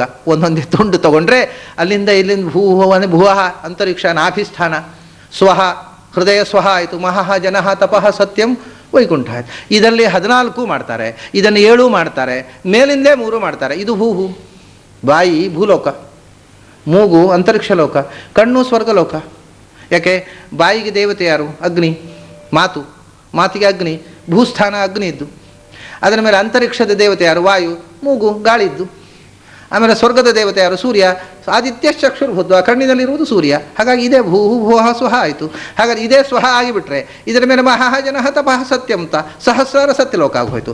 ಹಾಗೆ ಇದರಲ್ಲೇ ಇದನ್ನು 3 ಲೋಕವಾಗಿಯೂ ವಿಭಾಗ ಮಾಡಿ ಅನುಸಂಧಾನ ಮಾಡಬಹುದು. 3ಅನ್ನು 7 ಮಾಡಬಹುದು, 7ಅನ್ನು 14 ಮಾಡ್ಬೋದು, 14ಅನ್ನು 140 ಮಾಡ್ಬೋದು. ಒಂದೊಂದು ಲೋಕದಲ್ಲಿಯೂ ಮನೆ ಡಿವಿಷನ್ ಇಲ್ವಾ?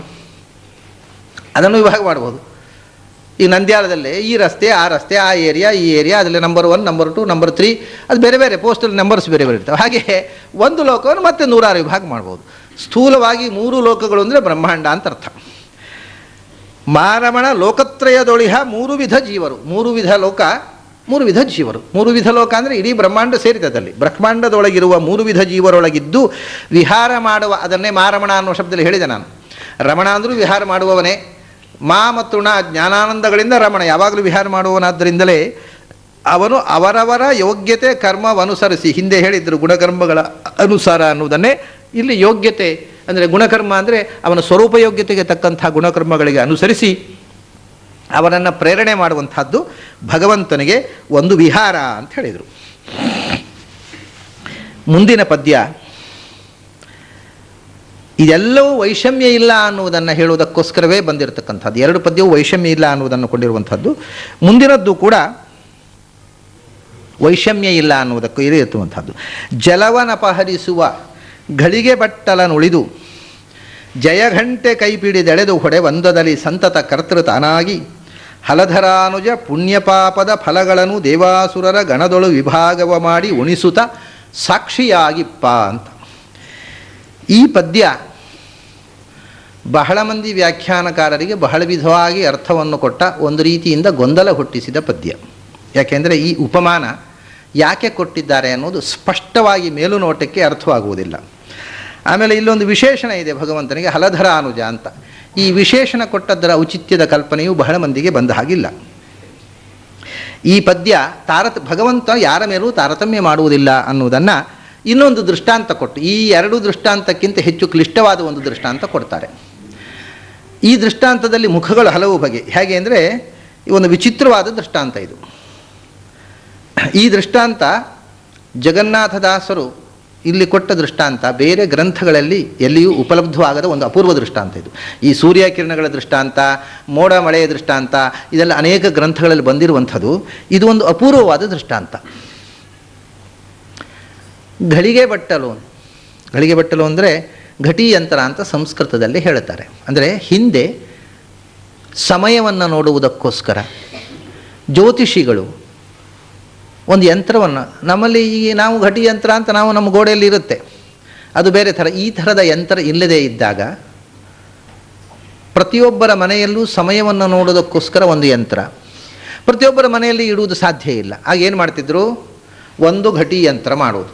ಎಲ್ಲೋ ಆ ಊರಿನಲ್ಲಿ ಒಂದು ಯಂತ್ರ ರಾಜ ವ್ಯವಸ್ಥೆ ಮಾಡ್ತಾನೆ, ಅಲ್ಲಿ ಊರಿನ ಮುಖಂಡ ಅಧಿಕಾರಿಯ ಮನೆಯಲ್ಲಿ ಆ ಯಂತ್ರ ಇರುತ್ತೆ. ಆ ಯಂತ್ರ ಸಮಯವನ್ನು ತೋರಿಸುತ್ತೆ. ತೋರಿಸಿದ ತಕ್ಷಣ ಅವನು ಏನು ಮಾಡಬೇಕು, ಆ ಯಂತ್ರದ ಬಳಿಯಲ್ಲಿ ಒಬ್ಬ ಅದನ್ನು ನೋಡಿಕೊಳ್ಳುವವನಿದ್ದಾನೆ, ಅವನು ಆ ಗಂಟೆ ಬಡಿಬೇಕು.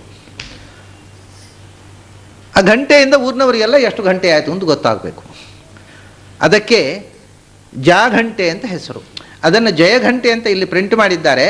ಜಯಘಂಟೆ ಅಂತ ಜಗನ್ನಾಥದಾಸರು ಬರೆದಿರಬಹುದೋ ಇಲ್ಲವೋ ಅಂತ ನನಗೆ ಸಂದೇಹ ಇದೆ. ಅದು ಜಾಘಂಟೆ ಅಂದರೆ ಜಯಘಂಟೆಯ ಜಾಘಂಟೆ ಆದ್ದಲ್ಲ, ಜಾವಘಂಟೆ.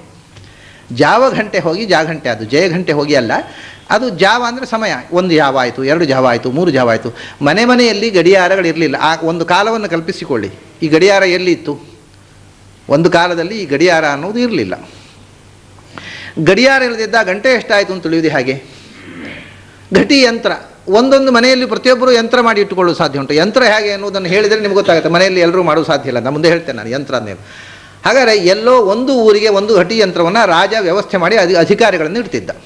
ಅವರು ಆ ಯಂತ್ರದಿಂದ ಟೈಮನ್ನು ಅಬ್ಸರ್ವ್ ಮಾಡ್ತಿದ್ರು. ಟೈಮ್ ಆದ ತಕ್ಷಣ ಅವ್ರು ಬಡಿಬೇಕು. ಆ ಗಂಟೆ ಬಡ್ದದ್ದನ್ನು ಕೇಳಿ ಇಡೀ ಊರಿನವರಿಗೆ ಎಷ್ಟು ಗಂಟೆ ಆಯಿತು ಅನ್ನೋದು ಗೊತ್ತಾಗಬೇಕು. ಇದು ಹಿಂದೆ ಇದ್ದ ವ್ಯವಸ್ಥೆ, ಬೇರೆ ವಿಧಾನವೇ ಇರಲಿಲ್ಲ. ಈಗ ಗಂಟೆ ಆಮೇಲೆ ಮಿನಿಟು ಸೆಕೆಂಡು ಎಲ್ಲವನ್ನೂ ನಾವು ಮನೆಯಲ್ಲಿ ಕೂತೇ ತಿಳಿಬಹುದು. ಈ ಸೌಕರ್ಯ ಹಿಂದಿನವರಿಗೆ ಇರಲಿಲ್ಲ. ಆ ಗಂಟೆಗೆ ಅವನು ಬಡಿಯೋನು. ಆವಾಗ 1 ಗಳಿಗೆ ಆಯಿತು, 2 ಗಳಿಗೆ ಆಯಿತು, 3 ಗಳಿಗೆ ಆಯಿತು, ಹಾಗೆ 60 ಗಳಿಗೆ ತನಕ ಒಂದೊಂದು ಗಳಿಗೆ ಒಮ್ಮೆ ಬಡಿಯುತ್ತಿದ್ದರು, ಅಥವಾ ಜಾವಕ್ಕೊಮ್ಮೆ ಅಂತ. ಯಾಮಕ್ಕೊಮ್ಮೆ ಅಂದರೆ 4 ಗಳಿಗೆಗೊಮ್ಮೆ ಬಡಿತಿದ್ರು. 2 ಗಳಿಗೆಗೆ ಒಂದು ಮುಹೂರ್ತ, 2 ಮುಹೂರ್ತಕ್ಕೆ ಒಂದು ಜಾವ. ಯಾಕಂದ್ರೆ 4 ಗಳಿಗೆಗೊಮ್ಮೆ ಬಡಿಯೋದು. ಒಂದೊಂದು ಗಳಿಗೆ ಒಮ್ಮೆ ಒಂದು ಬಡೀತಿದ್ರೇನೋ ಅದು ಸರಿಯಾಗಿ 4 ಗಳಿಗೊಮ್ಮೆ ಜಾವಕ್ಕೊಮ್ಮೆ ಬಡಿಯೋದು. ಹಾಗೆ ಬಡಿದು ಗಂಟೆಯ ಮೂಲಕ ಮತ್ತು ನಗಾರಿಗಳ ಮೂಲಕ, ಗಂಟೆ ಅಲ್ಲದಿದ್ದರೆ ನಗಾರಿ ಬಾರಿಸುವುದಿತ್ತು. ಅದನ್ನು ಗಂಟೆ ತಿಳಿಸುವುದಕ್ಕಿಂತಲೂ ಹೆಚ್ಚು ಅರಮನೆಗಳಲ್ಲಿ ಗಂಟೆ ತಿಳಿಸುವುದಕ್ಕೆ ಮತ್ತು ದೇವಾಲಯಗಳಲ್ಲಿ ಪೂಜೆಯ ಹೊತ್ತನ್ನು ತಿಳಿಸುವುದಕ್ಕೋಸ್ಕರ ನವಬೊತ್ತು ಅಂತ ಹೇಳ್ತಾರೆ. ಅದನ್ನು ಪೂಜೆಯ ನವಪೂಜೆಗಳನ್ನು ತಿಳಿಸುವಂಥ ಹೊತ್ತು ತಿಳಿಸುವಂಥ ನಗಾರಿ, ಅದು ಇಂಥಿಂಥ ಪೂಜೆಗೆ ಇಂಥಿಂಥ ನಗಾರಿ, ಅದು ಪೂಜೆಯ ಸಮಯವನ್ನು ತಿಳಿಸುವಂಥದ್ದು. ಇದು ಒಟ್ಟು ಕಾಲವನ್ನು ತಿಳಿಸುವುದಕ್ಕೋಸ್ಕರವೂ ನಗಾರಿಯನ್ನು ಬಳಸ್ತಿದ್ರು. ಆ ಘಟಿ ಯಂತ್ರ ಹೇಗೆ ಮಾಡ್ತಿದ್ರು ಅಂದರೆ, ಅದು ಬಹಳ ಸಿಂಪಲ್. ಯಂತ್ರದಲ್ಲಿ ಟೆಕ್ನಾಲಜಿ ಏನೂ ಇಲ್ಲ, ಆದರೆ ಎಲ್ಲರೂ ಮನೆಯಲ್ಲಿ ಬಳಸುವುದು ಸಾಧ್ಯ ಇಲ್ಲ. ಒಂದು ಪಾತ್ರೆಯನ್ನು ಮಾಡಬೇಕು, ಆ ಪಾತ್ರೆಯಲ್ಲಿ ನೀರು ತುಂಬಿಸಬೇಕು. ಅದು ಯಾವ ಗಾತ್ರದಲ್ಲಿ ಪಾತ್ರೆ ಇರಬೇಕು ಅಂತಂದರೆ, ಅದರಲ್ಲಿ ಒಂದು ಸಣ್ಣ ತೂತು ಮಾಡಬೇಕು. ಆ ಸಣ್ಣ ತೂತು ಮಾಡಿದರೆ ಇದು ಆ ಟೈಮಿಂಗಿಗೆ ಬೇಕಾ, ಅದಕ್ಕೆ ಎಷ್ಟೆಲ್ಲ ಮೆಷರ್ಮೆಂಟ್ ಇದೆ, ಇಷ್ಟೇ ತೂತು, ಇಷ್ಟೇ ಗಾತ್ರದ ಪಾತ್ರೆ, ಅದಕ್ಕೆ ಇಷ್ಟೇ ಪಾತ್ರೆಗೆ ತಾಮ್ರವನ್ನು ಇಷ್ಟೇ ಬಳಸಬೇಕು, ಅದರ ತೂತು ಇಷ್ಟೇ ಇರಬೇಕು, ಎಲ್ಲ ಮೆಷರ್ಮೆಂಟ್ ಇದೆ ಅಂತ. ಆ ಪ್ರಕಾರ ಮೆಷರ್ಮೆಂಟಲ್ಲಿ ಮಾಡಿದರೆ ಆ ಪಾತ್ರೆಯಲ್ಲಿ ತೂತಿನಲ್ಲಿ ನೀರು ತುಂಬಿಸಿದರೆ ತೂತಿನಲ್ಲಿ ಸೋರುವುದು, ಅಥವಾ ನೀರಿರತಕ್ಕ ಪಾತ್ರೆಯ ಮೇಲೆ ಆ ತೂತಿರತಕ್ಕಂಥ ತಟ್ಟೆಯನ್ನು ಮೇಲಿಂದ ಇಟ್ಟರೆ ಅದು ಆ ತಟ್ಟೆಯ ಭಾರಕ್ಕೆ ಪ್ರೆಷರಿಗೆ ಒಂದೊಂದೇ ಹನಿ ನೀರು ಒಳಗೆ ಹೋಗುತ್ತೆ. ಹೀಗೆ ಹೋಗಿ ತಟ್ಟೆ ನೀರು ತುಂಬಿ ಮುಳುಗುವಾಗ ಒಂದು ಘಳಿಗೆ ಆಗ್ತದೆ. ಅಷ್ಟು ಟೈಮಿಂಗ್ ಅಕ್ಯುರೇಟ್ ಆಗಿ ಆ ತಟ್ಟೆಯನ್ನು ಪ್ರಿಪೇರ್ ಮಾಡ್ತಿದ್ರು. ಇದೆಲ್ಲ ಪ್ರತಿಯೊಂದು ಮನೆಯಲ್ಲಿ ಮಾಡಲಿಕ್ಕೆ ಸಾಧ್ಯ ಇಲ್ಲ. ಆ ತಟ್ಟೆ ಫುಲ್ ಆಯಿತು ಅಂದರೆ ಒಂದು ಘಳಿಗೆ ಆಯಿತು. ಅದು ಸರಿಯಾಗಿ 24 ನಿಮಿಷಕ್ಕೆ ಆ ತಟ್ಟೆ ತುಂಬುವಂತೆ. ಅದು ಫುಲ್ ಆಗಲಿಕ್ಕೆ ಅಷ್ಟು ಹೊತ್ತು ಇಡಬೇಕಾಗಿದ್ದರೆ ಎಷ್ಟು ನೀರು ಹೋಗಬೇಕು, ಅದಕ್ಕೆ ಎಷ್ಟು ಸಣ್ಣ ತೂತು ಮಾಡಬೇಕು ಅಂಥದ್ದು. ಸಾಮಾನ್ಯ ಅದಕ್ಕೆ ಚಿನ್ನ 18 ಗುಲುಗುಂಜಿ ತೂಕದ ಚಿನ್ನದಲ್ಲಿ 4 ಅಂಗುಲ ಉದ್ದದ ಸರಿಗೆ ಮಾಡಬೇಕು.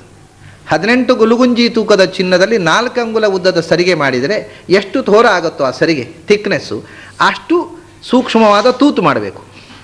ಆಗ ಆ ತೂತಿನಲ್ಲಿ ನೀರು ಒಳಗೆ ಬರುವಂಥದ್ದು ಆ ತಟ್ಟೆ ತುಂಬಲಿಕ್ಕೆ ಕರೆಕ್ಟು 24 ನಿಮಿಷ ಹಿಡಿತದೆ. ಅದು ಒಂದು ಘಳಿಗೆ ಆಯಿತು ಅಂತ. ಹೀಗೆ ಆ ತಟ್ಟೆಯ ಮೆಷರ್ಮೆಂಟು ಇದೆ. ಮತ್ತು ಅದು 6 ಫಲ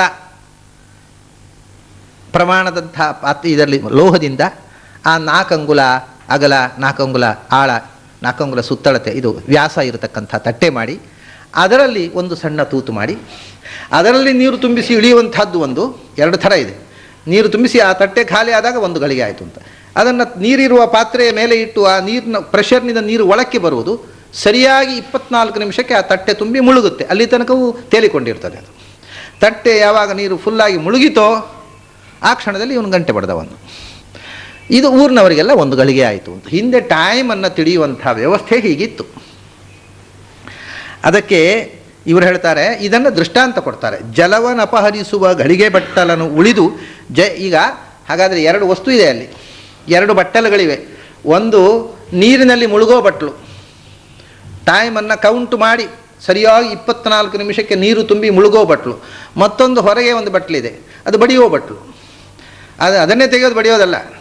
ಒಂದು ಬಟ್ಟಲಿನ ಕೆಲಸ ನೀರಿನಲ್ಲಿ ಮುಳುಗೋದೆ, ಮತ್ತೊಂದು ಬಟ್ಟಲಿನ ಕೆಲಸ ಗಂಟೆ ಮಾಡೋದೆ, ಸದ್ದು ಮಾಡೋದೆ. ಅದು ಸದ್ದು ಮಾಡೋ ಬಟ್ಟಲನ್ನು ಮುಳುಗಿಸೋ ಹಾಗಿಲ್ಲ, ಮುಳುಗಿಸೋ ಬಟ್ಟಲನ್ನು ಸದ್ದು ಮಾಡೋ ಹಾಗಿಲ್ಲ.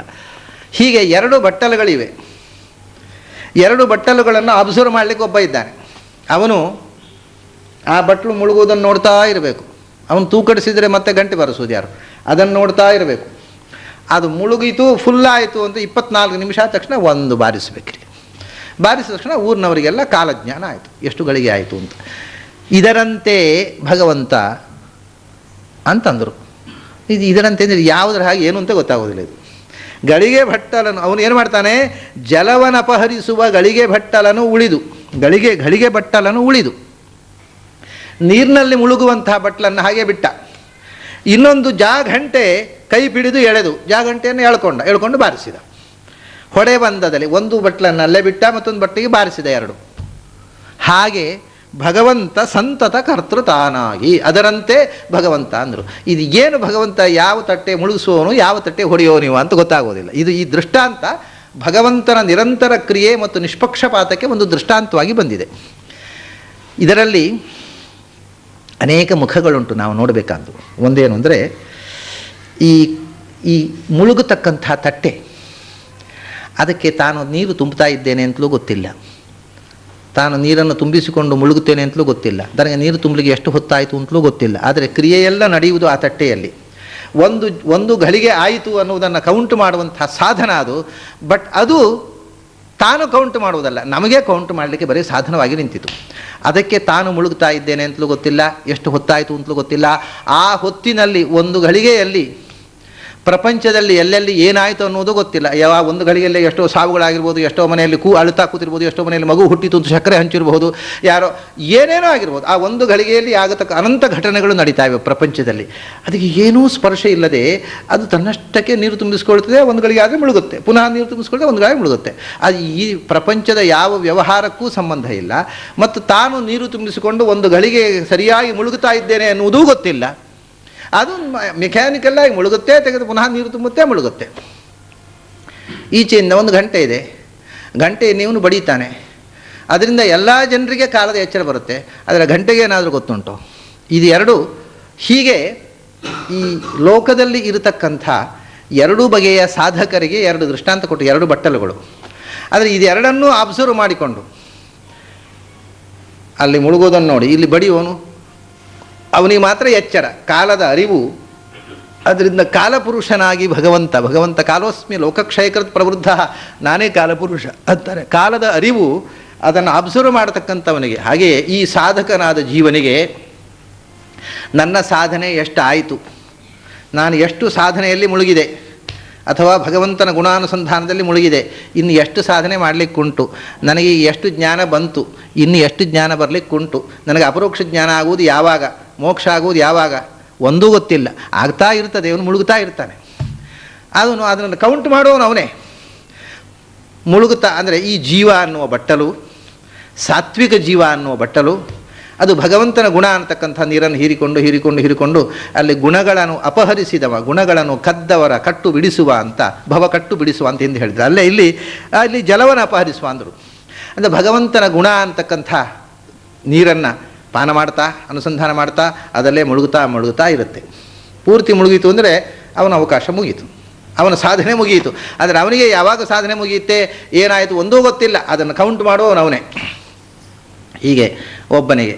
ಆದರೆ ಅವನಿಗೆ ಇದು ಆಗ್ತಾ ಇರ್ತದೆ, ಯಾವುದಾಯಿತು, ಏನಾಯಿತು, ಇನ್ನೇನಾಗಬೇಕು ಅನ್ನುವಂಥ ಲೆಕ್ಕಾಚಾರ ಅದು ಅವನೇ ಮಾಡುವವನು. ಅದು ಸಾತ್ವಿಕ ಜೀವ. ಅವನು ಸಾತ್ವಿಕ ಜೀವ ಮುಳುಗಿದ. ನಿಜವಾಗಿ ಮುಳುಗೋದೇ ಸಾತ್ವಿಕತೆ, ಈಜೋದಲ್ಲ ಅಂತ ನಾನು ಭಾಳ ಸರ್ತಿ ಹೇಳಿದ್ದೆ. ಸಾತ್ವಿಕರು ಮುಳುಗಬೇಕು, ಈಜಬಾರದು. ಈಜೋದು ಅದು ರಾಜಸ ಗುಣ ಅಥವಾ ತಾಮಸ ಗುಣ. ಮುಳುಗುವುದರಿಂದಲೇ ತಾನೇ ಎಲ್ಲ ನೀರಿನಲ್ಲಿ ಮುಳುಗಬೇಕು. ಆಗ ನಮಗೆ ಅಡಿಯಲ್ಲಿರ್ತಕ್ಕಂಥ ಅನರ್ಘ್ಯ ವಸ್ತುಗಳು ಸಿಕ್ಕೋದು. ಶಾಸ್ತ್ರದಲ್ಲಿ ಮುಳುಗಬೇಕು. ಈಜು ಏನು ಉಪಯೋಗ? ಈಗ ಶಾಸ್ತ್ರದಲ್ಲಿ ಈಜೋ ಪಂಡಿತರು ಜಾಸ್ತಿಯಾಗಿ ತೊಂದರೆ ಆಗಿರೋದಲ್ವ. ಅದನ್ನು ಶಾಸ್ತ್ರದಲ್ಲಿ ಮುಳುಗಬೇಕು, ಆವಾಗ ಶಾಸ್ತ್ರದ ಮರ್ಮ ಗೊತ್ತಾಗುತ್ತೆ. ನೀರಿನಲ್ಲಿ ಮುಳುಗಬೇಕು, ಮುತ್ತುರತ್ನಗಳು ಸಿಗ್ತವೆ. ಸಾಧನೆಯಲ್ಲಿ ಮುಳುಗಿಬಿಡಬೇಕು, ಭಗವಂತನ ಗುಣದಲ್ಲಿ ಮುಳುಗಿಬಿಡಬೇಕು. ಎಲ್ಲ ಬರೇ ಮುಳುಗೋದೇ ಇದೆ. ಈಜೋದ್ರಿಂದ ಏನು ಉಪಯೋಗ ಇಲ್ಲ, ಪಬ್ಲಿಸಿಟಿ ಸಿಗುತ್ತೆ ಅಷ್ಟೇ, ಪೇಪರ್ನಲ್ಲಿ ಫೋಟೋ ಹಾಕಿಸ್ಕೊಳ್ಬೋದು. ಈ ನಿಜವಾಗಿ ಸಾಧನೆಯಲ್ಲಿ ಮಹತ್ವ ಇರುವುದು ಮುಳುಗಬೇಕಿಲ್ಲ. ಅದಕ್ಕೋಸ್ಕರ ಅವರು ಜಲವನ್ನು ಅಪಹರಿಸುವ ಗಳಿಗೆ ಭಟ್ಟಲನ್ನು ಉದಾಹರಣೆ ಕೊಡ್ತಾರೆ. ನೀರಿನಲ್ಲಿ ಮುಳುಗಿಬಿಡೋದು. ಅವನು ಭಗವಂತನ ಗುಣಾನುಸಂಧಾನದಲ್ಲಿ ಮರ್ಜಾಗಿ ಬಿಟ್ಟ, ಕೊನೆಗೆ ಭಗವಂತನಲ್ಲಿ ಮುಳುಗೋದು, ಲಯ ಹೊಂದೋದು. ಅದೇ ಜೀವನದ ಸಾಧನೆ. ಅದು ದೊಡ್ಡ ತಟ್ಟೆ ಅಂದರೆ ಭಗವಂತನೇ, ನೀರು ಅಂದರೆ ಗುಣ, ಸಣ್ಣ ತಟ್ಟೆ ಜೀವ, ಅವನು ಅದರಲ್ಲಿ. ಇದು ಒಂದು ಮುಖ. ಇನ್ನೊಬ್ಬ ಅವನು ನೀರಿನಲ್ಲಿ ಮುಳುಗೋದೇ ಇಲ್ಲ, ಅವನು ಹೊರಗೆ ಇರೋನು. ಅವನಿಗೆ ನೀರಿನಲ್ಲಿ ಮುಳುಗುವಂಥ ಅವಕಾಶವೇ ಇಲ್ಲ. ನೀರಿನಲ್ಲಿ ಮುಳುಗುವಂಥದ್ದನ್ನು ತೆಗೆದು ಬಡಿಯೋದಿಲ್ಲ ಭಗವಂತ, ಬಡಿಯೋದನ್ನು ತೆಗೆದು ನೀರಿನಲ್ಲಿ ಮುಳುಗಿಸೋದಿಲ್ಲ. ಇದು ಬಡಿಯೋದೇ. ಇದು ನೀರಿಗೆ ಒಂದೊಂದು ಗಂಟೆಗೊಮ್ಮೆ ಬೆನ್ನಿಗೆ ಬಾರಿಸ್ತಾ ಇರ್ತಾನೆ. ಇದು ಬಡಿಯೋದು ಅಂದರೆ ಅವನು ಹೊಡೆತ ತಿನ್ನಲಿಕ್ಕೆ ಇರುವವನು. ಭಗವಂತನ ನೀರಿನಲ್ಲಿ ಮುಳುಗದೆ ಯಾವಾಗಲೂ ಪೆಟ್ಟು ತಿಂತಾನೇ ಇರುವವನು. ಅವನು ರಾಜಸನೂ ಇರಬಹುದು, ತಾಮಸನೂ ಇರಬಹುದು. ಅಂತೂ ಎರಡು ವಿಧವಾದ ಜೀವಗಳಿಗೆ ಸಂಕೇತವಾಗಿ ಎರಡು ತಟ್ಟೆಗಳು. ಅವುಗಳಿಗೆ ತಾವು ಯಾಕೆ ಅವನು ಹೊಡೆದದ್ರ ಎಚ್ಚರವೂ ಇಲ್ಲ, ಇವನು ಮುಳುಗಿದ್ರೆ ಎಚ್ಚರವೂ ಇಲ್ಲ, ಅದರ ಟೈಮಿಂಗ್ ಎಷ್ಟೆಷ್ಟು ಏನೇನು ಮಾಡಿದೆ ಅನ್ನೋದು ಗೊತ್ತಿಲ್ಲ. ಅದೆಲ್ಲ ಲೆಕ್ಕಾಚಾರ ಮಾಡಿ ಯಾರಿಗೆ ಯಾವಾಗ ಹೊಡಿಬೇಕೋ, ಯಾರನ್ನೇ ಯಾವಾಗ ಮುಳುಗಿಸ್ಬೇಕೋ, ಹೊಡೆದು ಬಡಿದು ಮುಳುಗಿಸಿ ಲೆಕ್ಕಾಚಾರ ಮಾಡಿ ಕರೆಕ್ಟು ಲೆಕ್ಕಾಚಾರ ಇಟ್ಟವನು ಅವನೊಬ್ಬನೇ. ಅವನು ಗಂಟೆ ಬಡಿಯುವ, ಅವನು ಜಾಗಂಟೆ ಬಡಿಯುವವನು ಭಗವಂತ. ಜಲವನ್ನು ಅಪಹರಿಸುವ ಘಳಿಗೆ ಬಟ್ಟಲನ್ನು ಉಳಿದು, ಆ ಜಲವನ್ನು ಅಪಹರಿಸುವ ಅಂದರೆ ಅದನ್ನು ತಾನು ಸ್ವೀಕರಿಸುವುದು, ತಾನು ಅದರಲ್ಲಿ ಮುಳುಗುತ್ತಾ ಹೋಗುವ ಗಳಿಗೆ ಬಟ್ಟಲನ್ನು ಉಳಿದು, ಅದನ್ನು ಹಾಗೆ ಬಿಟ್ಟ, ಅದು ಮುಳುಗಿದ್ದನ್ನು ಈ ಕಡೆಯಿಂದ ಜಾಗಂಟೆ ಕೈ ಪಿಡಿದು ಎಳೆದು ಹೊಡೆದ. ಈ ರೀತಿಯಲ್ಲಿ ಸಂತತ ಕರ್ತೃ ತಾನಾಗಿ, ಎಲ್ಲಕ್ಕೂ ಸಾಕ್ಷಿಯಾಗಿ ಕರ್ತೃರಾದ. ಅವು ಮಾಡಿದರೂ ಕೂಡ ಅವುಗಳು ಏನೂ ಅರಿವಿಲ್ಲ. ಸಂತತ ಇದು ನಿರಂತರ ನಡಿಬೇಕು. ಮತ್ತು ಈ ಜಾಗಂಟೆ ಬಡಿಯೋದು ಏನು ಅಂದರೆ, ಉಳಿದವರಾಗಲ್ಲ. 9:30 ಗಂಟೆಗೆ ಡ್ಯೂಟಿ, 5 ಗಂಟೆಗೆ ಮನೆಗೆ ವಾಪಸ್, 6 ಗಂಟೆ ಅದು ಬಡಿಯೋರು ಯಾರು? ಇದು ಸಂತತ ಕ್ರಿಯೆ. ಗಂಟೆ ಅನ್ನೋದು ಕಾಲವನ್ನು ಮೆನ್ಷನ್ ಮಾಡೋದುಂಟಲ್ವ, ಅದು ಅಹೋರಾತ್ರಿ ಡ್ಯೂಟಿ. ಅದು ಇಲ್ಲಿ ಡ್ಯೂಟಿಗೆ ಇರುವರು ಶಿಫ್ಟ್ ಮಾಡಬಹುದು, ಅಲ್ಲಿ ಯಾರನ್ನು ಶಿಫ್ಟ್ ಮಾಡೋದು? ಅವನೇ ಒಬ್ಬರೇ ಹೋರಾತ್ರಿ ಗಂಟೆ ಹೊಡೆಯೋದು. ಇದರಲ್ಲಿ ನಿರಂತರ ಕ್ರಿಯೆ ಅನ್ನೋದು ಇನ್ನೊಂದು ಸಂಕೇತ. ಸಂತತ ಕರ್ತೃತಾನಾಗಿ ಯಾರು ಇದನ್ನು ಮಾಡೋವನು? ಹಲಧರ ಅನುಜ. ಇದರಲ್ಲಿ ಅದರ ಆ ತಟ್ಟೆಗೆ ಮುಳುಗೋ ಯೋಗ್ಯತೆ, ಈ ತಟ್ಟೆಗೆ ಬಡಿಸಿಕೊಳ್ಳೋ ಯೋಗ್ಯತೆ. ಮುಳುಗೋದು ಮುಳುಗಿತ್ತು, ಹೊಡಿಸಿಕೊಳ್ಳೋದು ಹೊಡಿಸಿಕೊಂಡಿತ್ತು. ಇದರಲ್ಲಿ ಅವನಿಗೆ ಆ ತಟ್ಟೆ ಮೇಲೆ ದ್ವೇಷ ಉಂಟೇನು, ಮುಳುಗಿಸೋದು, ಅಥವಾ ಅದ್ರ ಮೇಲೆ ಪ್ರೀತಿ ಜಾಸ್ತಿ ಆಗಿ ಈ ತಟ್ಟೆ ಅಂದರೆ ನನಗೆ ಬಹಳ ಪ್ರೀತಿ, ಅದು ನೀರಿನಲ್ಲಿ ಇಡೋಣ, ಈ ತಟ್ಟೆ ನೋಡಿದರೆ ಆಗೋದಿಲ್ಲ, ಇದಕ್ಕೆ ಬಡಿಯೋಣ ಅಂತ ಇಟ್ಕೊಂಡು ಅವನಿಗೆ ತಟ್ಟೆ ಮೇಲೆ ಅದು ಹೊಡಿಸಿಕೊಳ್ಳುವ ಕ್ವಾಲಿಟಿ ಅದು ಅದ್ರಲ್ಲಿ ಒಳ್ಳೆ ಸದ್ದು ಬರುತ್ತೆ. ಹೊಡೆದ್ರೆ ಮುಳುಗೋದಿಲ್ಲ, ಅದು ಮುಳುಗಿದ್ರೆ ಗಂಟೆ ಪ್ರಕಾರ ಮುಳುಗೋದಿಲ್ಲ, ಇದು ಮುಳುಗುತ್ತೆ. ಇದರಲ್ಲಿ ಹೊಡೆದ್ರೆ ಸದ್ದು ಬರೋಲ್ಲ. ಅದರ ಕ್ವಾಲಿಟಿ ಅದಕ್ಕೆ ಬಳಸಿದ. ಮುಳುಗಿಸಿದಂಥ ತಟ್ಟೆ ಮೇಲೆ ಅವನಿಗೇನು ಎಫೆಕ್ಷನ್ನು, ಫೇವರ್ ಜಾಸ್ತಿ ಏನೂ ಇಲ್ಲ, ಫೇವರಿಟಿಸಮ್ ಇಲ್ಲ. ಈ ತಟ್ಟೆ ಮೇಲೆ ಹೇಟ್ರೆಡ್ಡೂ ಇಲ್ಲ. ಅಂಥ ಪುಣ್ಯ ಪಾಪದ ಫಲಗಳನ್ನು ದೇವಾಸುರರ ಗಣದೊಳು ವಿಭಾಗವ ಮಾಡಿ, ಒಂದು ಮುಳುಗೋದು ಒಂದು ಹೊಡೆಯೋದು. ಹಾಗೆ ದೇವಾಸುರ ಅದು ದೈವೀ ಸ್ವಭಾವ. ಇದನ್ನು ಎರಡೇ ಮಾಡಿದ, ಮೂರು ಹೇಳಿಲ್ಲ ಇಲ್ಲಿ. ಯಾಕೆ? ದ್ವೌಭೂತ ಸರ್ಗವು ಕೃಷ್ಣ ಗೀತೆಯಲ್ಲಿ ಹೇಳಿದೆ, ದೈವೀ ಸಂಪತ್ತು ಆಸುರಿ ಸಂಪತ್ತು. ಇಲ್ಲಿ ಎರಡೇ ಇರೋದು, ಮುಳುಗೋ ತಟ್ಟೆ ಪೆಟ್ಟು ತಿನ್ನೋ ತಟ್ಟೆ ಅಂತ. ಅದು ಒಂದು ದೈವೀ ಸಂಪತ್ತು, ಇನ್ನೊಂದು ಆಸುರಿ ಸಂಪತ್ತು. ಗಣದೊಳು ವಿಭಾಗವ ಮಾಡಿ ಉಣಿಸುತ್ತ, ಇವನು ಸಾಕ್ಷಿಯಾಗಿಪ್ಪ, ಇವನು ಮುಳುಗೋದು ಇಲ್ಲ, ಇವನು ತನಗೆ ಅದಕ್ಕೆ ಯಾವ ಸಂಬಂಧವೂ ಇಲ್ಲ. ತಾನು ಸಾಕ್ಷಿಯಾಗಿ ಅದನ್ನು ಅಬ್ಸರ್ವ್ ಮಾಡಿಕೊಂಡು ಅದು ಏನೇನು ಆಗಬೇಕು ಅದು ಆಗುವಷ್ಟು ಹೊತ್ತಿಗೆ ಆಗುವಂತೆ ಮಾಡಿ, ಹೊಡೆಯುವಷ್ಟು ಹೊತ್ತಿಗೆ ಹೊಡೆಯುವಂತೆ ಮಾಡಿ, ತಾನು ಕಾಲಪುರುಷನಾಗಿ ಸಾಕ್ಷಿಯಾಗಿ ಯಾವ ಲೇಪವೂ ಇಲ್ಲದೆ ನಿಂತ. ಇವನಿಗೆ ಹಲಧರ ಅನುಜ ಅಂತ ಒಂದು ವಿಶೇಷಣ. ಈ ವಿಶೇಷಣ ಬಹಳ ವಿಶೇಷದ ವಿಶೇಷಣ. ಈ ಪದ್ಯದ ಒಟ್ಟು ಅರ್ಥಕ್ಕೆ ಒಂದು ಹೊಸ ಆಯಾಮವನ್ನು ಕೊಡ್ತಕ್ಕಂಥ ವಿಶೇಷಣ. ಇದನ್ನು ಸುಮಾರಾಗಿ ಈ ಕನ್ನಡಕ್ಕೆ ಅನುವಾದ ಮಾಡುವವರು ಗಮನಿಸುವುದಿಲ್ಲ. ಹಲಧರ ಅನುಜ ಅಂದರೆ ಬಲರಾಮನ ತಮ್ಮ ಅಂತ. ಅದು ಯಾಕೆ ಹೇಳಬೇಕಪ್ಪ? ಅವನು ಬಲರಾಮನ ತಮ್ಮನಿಗೂ ಇವನಿಗೂ ಗಂಟೆ ಬಡಿಯೋನು, ಜಾಗಂಟೆ ಬಡಿಯೋನಿಗೂ ಏನು ಸಂಬಂಧ? ಬಲರಾಮನ ತಮ್ಮ ಅಂತ ಅನ್ನೋದರಲ್ಲೇ ಒಂದು ವಿಶಿಷ್ಟವಾದಂಥ ಫಲಪ್ರದಾನದಲ್ಲಿ ಒಂದು ಹೊಸ ಮುಖ ಇದೆ. ಏನು ಅಂದರೆ, ಈಗ ಒಂದು ಹೊಸ ಪ್ರಾಬ್ಲಮ್ ಇದೆ. ಏನದು ನೋಡಿ, ನೀವೇನು ಹೇಳಿದಿರಿ? ಅವನು ಹೆಚ್ಚು ಮಾಡುವುದಿಲ್ಲ, ಕಮ್ಮಿಯೂ ಮಾಡುವುದಿಲ್ಲ, ಅವರವರ ಯೋಗ್ಯತೆಗೆ ತಕ್ಕಂತೆ ಕೊಡುವುದು ಅಂತಲ್ವ? ಇಲ್ಲ, ಹೆಚ್ಚು ಕಮ್ಮಿ ಉಂಟು. ಹೆಚ್ಚು ಕಮ್ಮಿ ಉಂಟು ಅಂತ ಆಕ್ಸೆಪ್ಟ್ ಮಾಡೋದಕ್ಕೋಸ್ಕರ ಆ ವಿಶೇಷ. ಕೆಲವು ಸರ್ತಿ ಹೆಚ್ಚು ಕಮ್ಮಿ ಆಗತ್ತೆ. ಅದು ಹಾಗೆ ಏನು, ಅಕಸ್ಮಾತ್ ಇವಾಗ ಜಾಗಂಟೆ ಬಾರಿಸುವವನು ಒಂದು ಸರ್ತಿ ಎಲ್ಲ ಒಂದು 5 ಸೆಕೆಂಡ್ ಹೆಚ್ಚು ಆಯಿತು ಅಂತ ಇಟ್ಕೊಳ್ಳಿ. ಅವನು ಬಡಿಯುವಾಗ ಅಕಸ್ಮಾತ್ ಆ ತಟ್ಟೆ ಮುಳುಗಿ ಅದನ್ನು ನೋಡಿ ಇಲ್ಲಿ ಬಡಿಯೋ 5 ಸೆಕೆಂಡ್ ಜಾಸ್ತಿ ಆದರೆ, ಒಂದು ಗಳಿಗೆಯಲ್ಲಿ 5 ಸೆಕೆಂಡ್ ಜಾಸ್ತಿ ಆದರೆ ಮುಂದಿನ ಗಳಿಗೆಯಲ್ಲಿ 5 ಸೆಕೆಂಡ್ ಕಮ್ಮಿ ಆಗಲೇಬೇಕು, ಪರ್ಫೆಕ್ಟ್ ಆಗಬೇಕಾದ್ರೆ. ಆದ್ದರಿಂದ ಅಕಸ್ಮಾತ್ ಒಮ್ಮೊಮ್ಮೆ ಗಂಟೆ ಬಾರಿಸುವಾಗ ಒಂದು ಸರ್ತಿ ಜಾವ ಮುಗಿದು 5 ನಿಮಿಷ 5 ಸೆಕೆಂಡ್ ಜಾಸ್ತಿ ಆದರೆ, ಇನ್ನೊಂದು ಜಾವದಲ್ಲಿ 5 ಸೆಕೆಂಡ್ ಕಮ್ಮಿ ಆಗಬೇಕು. ಯಾಕಂದರೆ ಟು ಮೇಕ್ ಇಟ್ ಪರ್ಫೆಕ್ಟ್. ಒಮ್ಮೆ ಜಾಸ್ತಿ ಆದರೆ ಕಮ್ಮಿ ಆಗಬೇಕು. ಹಾಗೆಯೇ ಇಲ್ಲಿ ಕೂಡ ಸಾಧನೆಯಲ್ಲಿ ಒಮ್ಮೊಮ್ಮೆ ಅಕಸ್ಮಾತ್ ಬಿಕಾಸ್ ಆಫ್ ಓವರ್ ಎಂಥೂಸಿಯಾಸಮ್ ಜಾಸ್ತಿ ಸಾಧನೆ ಮಾಡಿಬಿಡ್ತಾರೆ. ಜಾಸ್ತಿ ಸಾಧನೆ ಮಾಡುವುದೂ ಕೂಡ ಅವರ ಜೀವ ಸ್ವರೂಪದಲ್ಲಿ ಸೇರಿಕೊಂಡಿರುತ್ತೆ. ಆ ಕ್ವಾಲಿಟಿ ಅಂತ ಇಟ್ಕೊಳ್ಳಿ. ಅವರು ನಿಜವಾದ ಜೀವದ ವಿಕಾಸ ಎಷ್ಟಾಗಬೇಕೋ ಅದಕ್ಕಿಂತ ಹೆಚ್ಚು. ಅದು ಹೇಗೆ ಅಂದರೆ, ಇವಾಗ ಒಂದು ತೆಂಗಿನ ಮರಕ್ಕೆ ಅದಕ್ಕೆ ಫಲ ಬಿಡುವಂಥ ಶಕ್ತಿ ಅಂತಿದೆ. ಅದು ಎಷ್ಟು ಕಾಯಿ ಬಿಡುತ್ತೆ ಅಂತ. ಅದಕ್ಕಿಂತ ಹೆಚ್ಚು ಕಾಯಿ ಬಿಡಬೇಕು ಅಂತ ಕೋಕೋನಟ್ ಮಿಕ್ಸ್ಚರ್ ಹಾಕ್ತಾರೆ. ಕೋಕೋನಟ್ ಮಿಕ್ಸ್ಚರ್ ಹಾಕಿದ ಕೂಡಲೇ ಅದು ಎಷ್ಟು ದೊಡ್ಡದು ಬಿಡಬೇಕು ಅದಕ್ಕಿಂತ ದೊಡ್ಡದಾಗಿ, ಅದಕ್ಕಿಂತ ಒಂದು 4 ಹೆಚ್ಚು ಸಂಖ್ಯೆ ಬಿಡುತ್ತೆ ಅಂತ. ಅದರ ಪರಿಣಾಮ ಏನು ಅಂದರೆ, ಒಂದು ಬಾರಿಗೆ ಅದು 50 ಕಾಯಿ ಕೊಡುವಂಥದ್ದು 100 ಕಾಯಿ ಕೊಡುತ್ತೆ, 100 ಕೊಡುವಂಥದ್ದು 150 ಕೊಡುತ್ತೆ, 200 ಕೊಡುತ್ತೆ, 300 ಕಾಯಿ ಕೊಡುತ್ತೆ. ಒಟ್ಟು ವರ್ಷಕ್ಕೆ ಜಾಸ್ತಿ ನೀವು ಕೋಕೋನಟ್ ಮಿಕ್ಸ್ಚರ್ ಹಾಕಿದ ಕೂಡಲೇ 300-350 ಕಾಯಿ ಕೊಡುತ್ತೆ. ಇದರ ಪರಿಣಾಮ ಏನು ಅಂದರೆ, ಏನ್ರಿ, ನಾವು ಕೋಕೋನಟ್ ಮಿಕ್ಸ್ಚರ್ ಹಾಕಿ ಆ ಗಿಡದಲ್ಲಿ ಮ್ಯಾಕ್ಸಿಮಮ್ ಕೆಪಾಸಿಟಿ ತೆಗೆದೆವು. ಎಷ್ಟು? 350. ಹೌದಾ? ಮುಂದಿನ ವರ್ಷ ನೋಡ್ರಿ ಅಂತ ಹೇಳಬೇಕು. ಯಾಕೆಂದರೆ ಆ ಕೋಕೋನಟ್ ಮಿಕ್ಸ್ಚರ್ ಹಾಕಿದ್ರಿಂದ ಮಣ್ಣಿನ ಸತ್ವ ಕಮ್ಮಿ ಆಗ್ತಾ ಹೋಗುತ್ತೆ. ಮುಂದಿನ ವರ್ಷ ಕಡೆಗೆ ಅದು 100 ಕೊಡುವಂಥದ್ದು 50 ಕೊಡಲಿಕ್ಕೆ ಶುರು ಮಾಡುತ್ತೆ. ಅದರ ಒರಿಜಿನಲ್ ಕೆಪಾಸಿಟಿಯು ಕೂಡ ಕಮ್ಮಿ ಆಗಿಬಿಡುತ್ತೆ. ಬಲಾತ್ಕಾರವಾಗಿ ನೀವು ಮಿಕ್ಸ್ಚರ್ ಹಾಕಿ ಒಂದು ಗಿಡ ಹೆಚ್ಚು ಹಣ್ಣು ಕೊಟ್ಟರೆ ಅದರಿಂದ ಮಣ್ಣಿನ ಶಕ್ತಿ ಸ್ವತಃ ಕಮ್ಮಿಯಾಗಿ ಆಮೇಲೆ ಫಲವೇ ಕೊಡೋದು ಕಮ್ಮಿ ಆಗಿಬಿಡುತ್ತೆ. ಇದು ನಮ್ಮೂರಲ್ಲಿ ಅಡಿಕೆ ತೋಟದವರಿಗೆ, ತೆಂಗಿನ ತೋಟದವರಿಗೆ ಎಲ್ಲ ಅನುಭವ ಇದೆ. ಅವರು ಅಡಿಕೆಗೆ ಬೇರೆ ಬೇರೆ ದ್ರಾವಣಗಳನ್ನು ಹಾಕಿ ಬೇಕಾದಷ್ಟು ಅಡಿಕೆ ಮಾಡಿ ಆಮೇಲೆ ಈಗ ತಲೆ ಕೈ ಇಟ್ಕೊಂಡು ಕೂತಿದ್ದಾರೆ. ಅದು ಎಕ್ಸ್ಟ್ರಾ ಮಿಕ್ಸ್ಚರ್ಗಳನ್ನು ಹಾಕಿದವ್ರದ್ದೆಲ್ಲ ಈಡೇ ಇಲ್ಲ. ಈಗ ಏನೂ ಹಾಕದೇ ಇದ್ದವ್ರದ್ದು ಮಾಮೂಲು ಬರ್ತಾ ಉಂಟು. ಹಾಗೆ ಅದು ಅಧಿಕ ಫಲ ಕೊಡಬೇಕು ಅಂತ ಮಾಡಿದರೆ ಒಂದು ಕಡೆ ಜಾಸ್ತಿ ಆದ್ಕೊಳ್ಳಿ, ಮತ್ತೊಂದು ಕಡೆ ಮೈನಸ್. ಅಂದರೆ ಆ ನೇಚರ್ ಮೇಂಟೈನ್ಸ್ ದ ಇಕ್ವಿಲಿಬ್ರಿಯಮ್. ನೀವು ಅದನ್ನು ಹೆಚ್ಚು ಪಡಿಬೇಕು ಅಂತ ಅಪೇಕ್ಷೆ ಪಟ್ಟಾಗ ಒಂದು ಕಡೆ ಹೆಚ್ಚಾದಾಗ ಇನ್ನೊಂದು ಕಡೆ ಕಟ್ಟಾಗುತ್ತೆ. ಅಂತೂ ಅದು ತನ್ನ ಸ್ಟೇಟಸ್ಸನ್ನು ವ್ಯತ್ಯಾಸ ಮಾಡಲಿಕ್ಕೆ ಬಿಡೋದಿಲ್ಲ. ಹಾಗೆ ಅಕಸ್ಮಾತ್ತಾಗಿ ಅವನ ಯೋಗ್ಯತೆಯನ್ನು ಮೀರಿ ಒಂದು ಜನ್ಮದಲ್ಲಿ ಸಾಧನೆ ಮಾಡುವಂಥ ಕೆಲವು ಎಕ್ಸೆಪ್ಷನಲ್ ಕೇಸಸ್ ಇವೆ ಶಾಸ್ತ್ರದಲ್ಲಿ. ಅಂಥದ್ರಲ್ಲಿ ಅಲ್ಲಿ ಜಾಸ್ತಿ ಆದರೆ ಇಲ್ಲಿ ಮೈನಸ್ ಮಾಡಿ ಒಟ್ಟಿಗೆ ಅದನ್ನು ಸರಿ ಮಾಡ್ತಾರೆ, ಲೆಕ್ಕಾಚಾರ ಕರೆಕ್ಟ್ ಮಾಡ್ತಾರೆ. ಅಲ್ಲಿ 5 ಸೆಕೆಂಡ್ ಜಾಸ್ತಿ ಆದರೆ ಇಲ್ಲಿ 5 ಸೆಕೆಂಡ್ ಕಟ್ ಮಾಡಬೇಕು, ಒಟ್ಟಾರೆ ಅಡ್ಜಸ್ಟ್ಮೆಂಟ್ ಆಗಬೇಕು ಅನ್ನುವಂಥ ಒಂದು ಅಪೂರ್ವ ವಿಶೇಷವನ್ನು ತೋರಿಸುವುದಕ್ಕೋಸ್ಕರ ಹಲಧರ ಅನುಜ ಅಂತ ಅನ್ನೋ ಶಬ್ದವನ್ನು ಕೊಟ್ಟದ್ದು. ಯಾಕೆಂದರೆ ಯಾರ್ಯಾರಿಗಾಕೆ ಸ್ವತಃ ಭಗವಂತ ಬಲರಾಮನಿಗೆ ಹಾಗೆ ಮಾಡಿದ ಅಂತ. ಲಕ್ಷ್ಮಣನಾದ ಮೊದಲು ರಾಮಾವತಾರದಲ್ಲಿ ತಮ್ಮನಾದ, ಕೃಷ್ಣಾವತಾರದಲ್ಲಿ ಅವನೇ ಅಣ್ಣನಾದ. ಶೇಷ ಮೊದಲು ತಮ್ಮನಾಗಿ ರಾಮಾವತಾರದಲ್ಲಿ ಅನ್ಯಾದೃಶವಾದ ಸೇವೆ ಮಾಡಿದ. ಸೇವೆ ಎಷ್ಟು ಮಾಡಿದ ಅಂದರೆ ಶೇಷನಿಗೂ ಅದು ಶೇಷ ಉಳಿಯುವ ಸೇವೆ ಆಗೋಯ್ತು. ಅವನ ಯೋಗ್ಯತೆಯನ್ನು ಸ್ವಲ್ಪ ಶೇಷ ಆಯ್ತು, ಅದು ಹೆಚ್ಚಾಗೋಯ್ತು. ಅದಕ್ಕೆ ತಮ್ಮನಾಗಿ ಅಣ್ಣನ ಸೇವೆ ಮಾಡಿದ್ದು ಹೆಚ್ಚಾದ್ದಕ್ಕೆ ಇಲ್ಲಿ ಅಣ್ಣನಾಗಿ ತಮ್ಮನನ್ನು ಗದರಿಸುವ ಅಧಿಕಾರ ಕೊಟ್ಟು ಅವನು ಮೈನಸ್ ಮಾಡಿಬಿಟ್ಟ. ಈ ದೇವರ ಹತ್ರ ಒಂದು ಅಣ್ಣನಾಗಿ ಅಧಿಕಾರ ನಡೆಸಿಬಿಟ್ಟ. ಹೇ, ನಾನು ಹೇಳಿದ ಕೇಳು, ನಾನು ನಿನ್ನ ಅಣ್ಣ ಅನ್ಸರು ಮಾಡೋದು ಇಲ್ಲಿ ಬಂದು. ಅದನ್ನು ಹೆಚ್ಚಾದದ್ದು ಅದಕ್ಕೆ ಹಲಧರ ಅನುಜನಾಗಿ ಹುಟ್ಟಿ ಹಲಧರ ಗಳಿಸಿದ ಪುಣ್ಯ ಹೆಚ್ಚಾದನ್ನು ಮೈನಸ್ ಮಾಡಿದ ಹಾಗೆ. ಅದು ಲೆಕ್ಕಾಚಾರ ಕರೆಕ್ಟೇ, ಅಲ್ಲಿ ಹೆಚ್ಚಾದರೆ ಇಲ್ಲಿ ಮೈನಸ್, ಒಟ್ಟಿಗೆ ಟೋಟಲ್ ಒಂದೇ. ಹೀಗೆ ಒಂದು ಪುಣ್ಯ ಪಾಪಗಳ ಅಡ್ಜಸ್ಟ್ಮೆಂಟಿನ ಒಂದು ಅಪೂರ್ವ ಪ್ರಮೇಯವನ್ನು ತೋರಿಸುವುದಕ್ಕೋಸ್ಕರ ಹಲಧರ ಅನುಜ ಅನ್ನುವ ವಿಶೇಷಣವನ್ನು ಕೊಟ್ಟಿದ್ದಾರೆ. ಜಲವನ್ನು ಅಪಹರಿಸುವ ಘಳಿಗೆ ಬಟ್ಟಲನ್ನು ಉಳಿದು ಜಯಘಂಟೆ ಕೈಪಿಡಿದೆಳೆದು ಹೊಡೆವಂದದಲ್ಲಿ ಸಂತತ ಕರ್ತೃ ತಾನಾಗಿ ಹಲಧರಾನುಜ ಪುಣ್ಯಪಾಪದ ಫಲಗಳನ್ನು ದೇವಾಸುರರ ಗಣದೊಳು ವಿಭಾಗವ ಮಾಡಿ ಉಣಿಸುತ್ತ, ಇದೆಲ್ಲ ಮಾಡಿ ಅದರ ವಿಭಾಗ ಮಾಡಿ ಅವರಿಗೆ ಕೊಟ್ಟು ತಾನು ಏನೂ ಮಾಡದೆ ನಿರ್ಲಿಪ್ತನಾಗಿ ಸಾಕ್ಷಿಯಾಗಿ ಪೊಂದಿಕೊಂಡಿಹ ಸರ್ವರೊಳು ಸಂಬಂಧವಾಗದೆ ಸಕಲ ಕರ್ಮವು ಅವರಂದದಲ್ಲಿ ಮಾಡಿಸಿ ತತ್ಫಲಗಳುಣದೆ ಕುಂದದ ಅಣುವು ಮಹತ್ಯನಿಪ ಘಟಮಂದಿರದಿ ಸರ್ವತ್ರ ತುಂಬಿಹ ಬಾಂದಳದ ತೆರದಂತೆ ಇರುತಿಪ್ಪನು ರಮಾರಮಣ.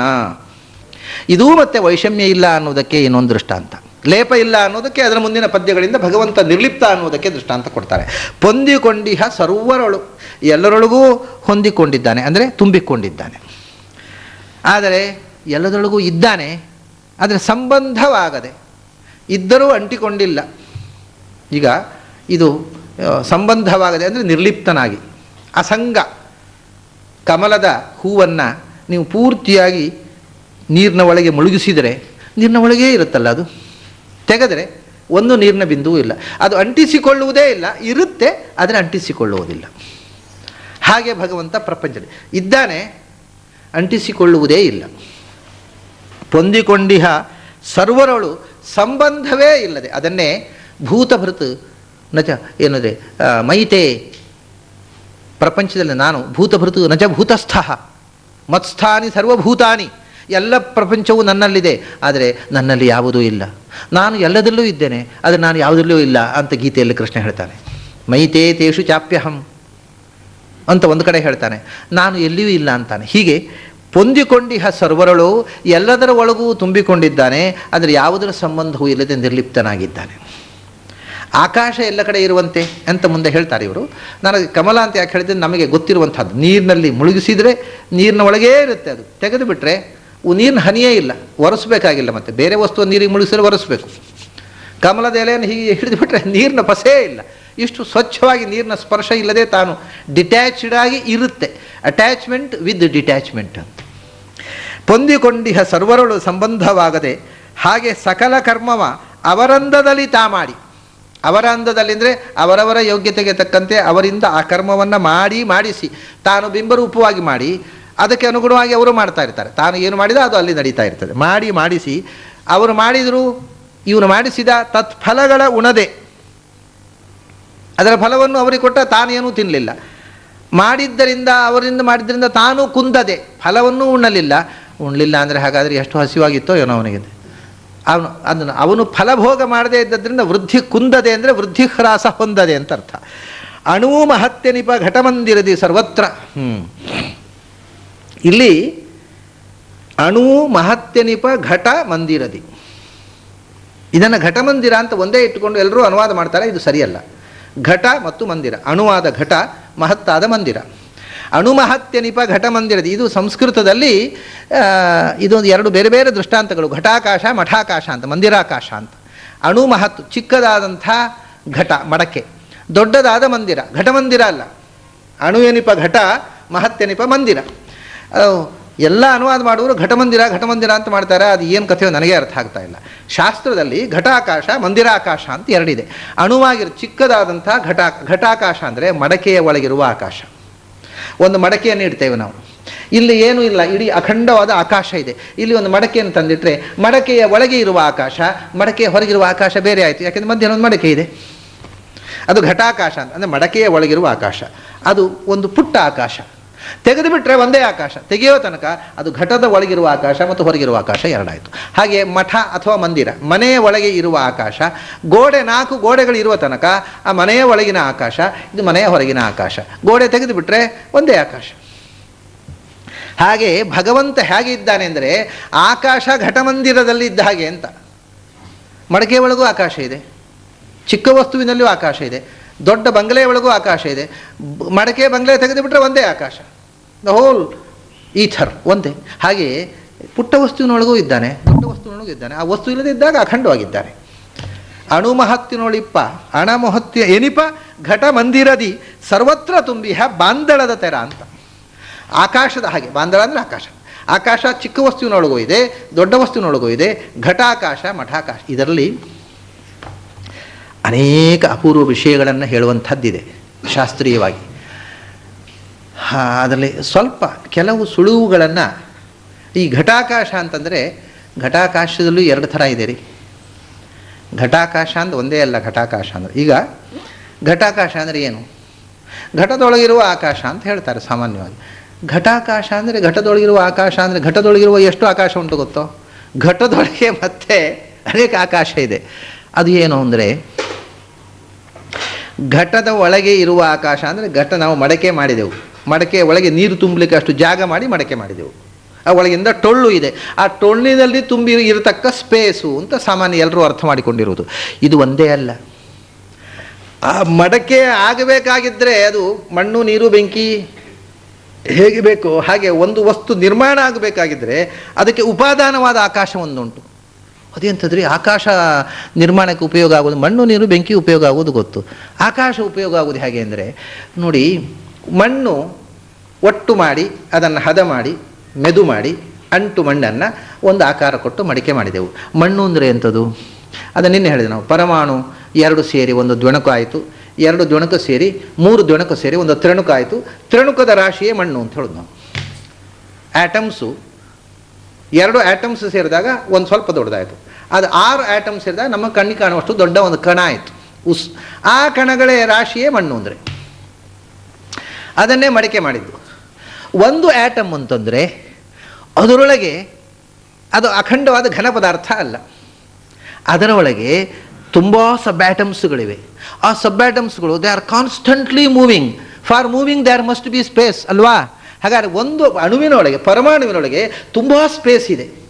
ಆದರೆ ಮಡಕೆಯ ಒಂದೊಂದು ಅವಯವದ ಒಳಗೂ ತುಂಬ ಆಕಾಶ ಇದೆ. ಅದು ಟೊಳ್ಳು, ಅದು ಘನ ಪದಾರ್ಥವೇ ಅಲ್ಲ. ಮಡಕೆಯ ಒಳಗೆ ಎಷ್ಟು ಆಕಾಶಗಳಿವೆ ಯೋಚನೆ ಮಾಡಿ.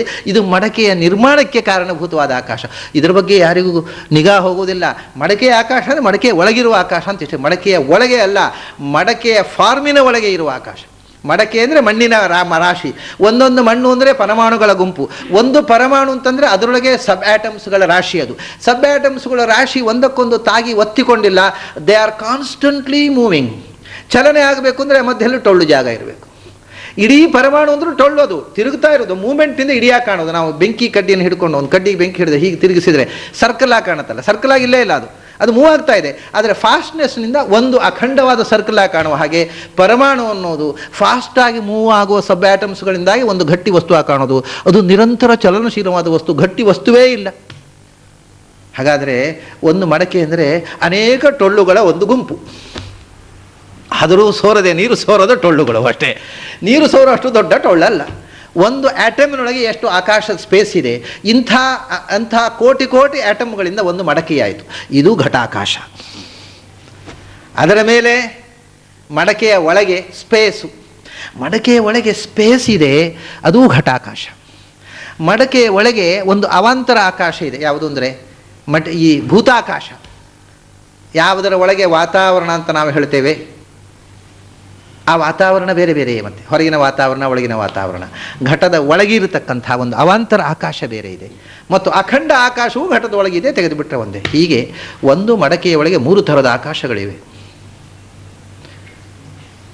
ಅದೆಲ್ಲದರೊಳಗೂ ಭಗವಂತ ತುಂಬಿದ್ದಾನೆ.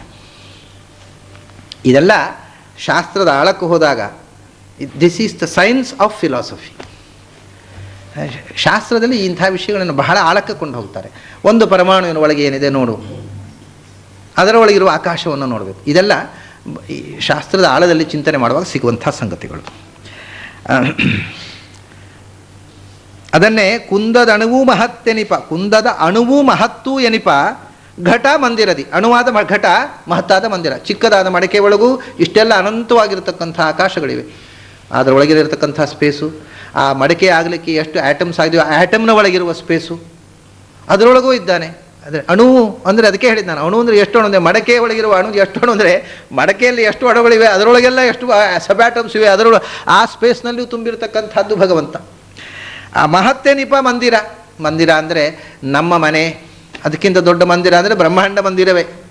ಭಗವಂತ ಅಣುವಿನಿಂದ ಮಹತ್ತಿನವರೆಗೆ ಅಂದರೆ ಒಂದು ಪರಮಾಣುವಿನ ಜೀವಸ್ವರೂಪದಿಂದ ಅದಕ್ಕಿಂತ ಮಹತ್ತಾಗಿರತಕ್ಕಂಥದ್ದು ಲಿಂಗ ಶರೀರ, ಆ ಅಣುವಿಗಿಂತ ಮಹತ್ತಾದ್ದು, ಅದಕ್ಕೂ ಮಹತ್ತಾದ್ದು ಅನಿರುದ್ಧ ಶರೀರ, ಅದಕ್ಕೂ ಮಹತ್ತಾದದ್ದು ಈ ಸ್ಥೂಲ ಶರೀರ, ಅದಕ್ಕೂ ಮಹತ್ತಾದದ್ದು ಈ ಭೂಮಿ, ಅದಕ್ಕೂ ಮಹತ್ತಾದದ್ದು ಬ್ರಹ್ಮಾಂಡ. ಇದೆಲ್ಲವೂ ಅವನ ಮಂದಿರವೇ.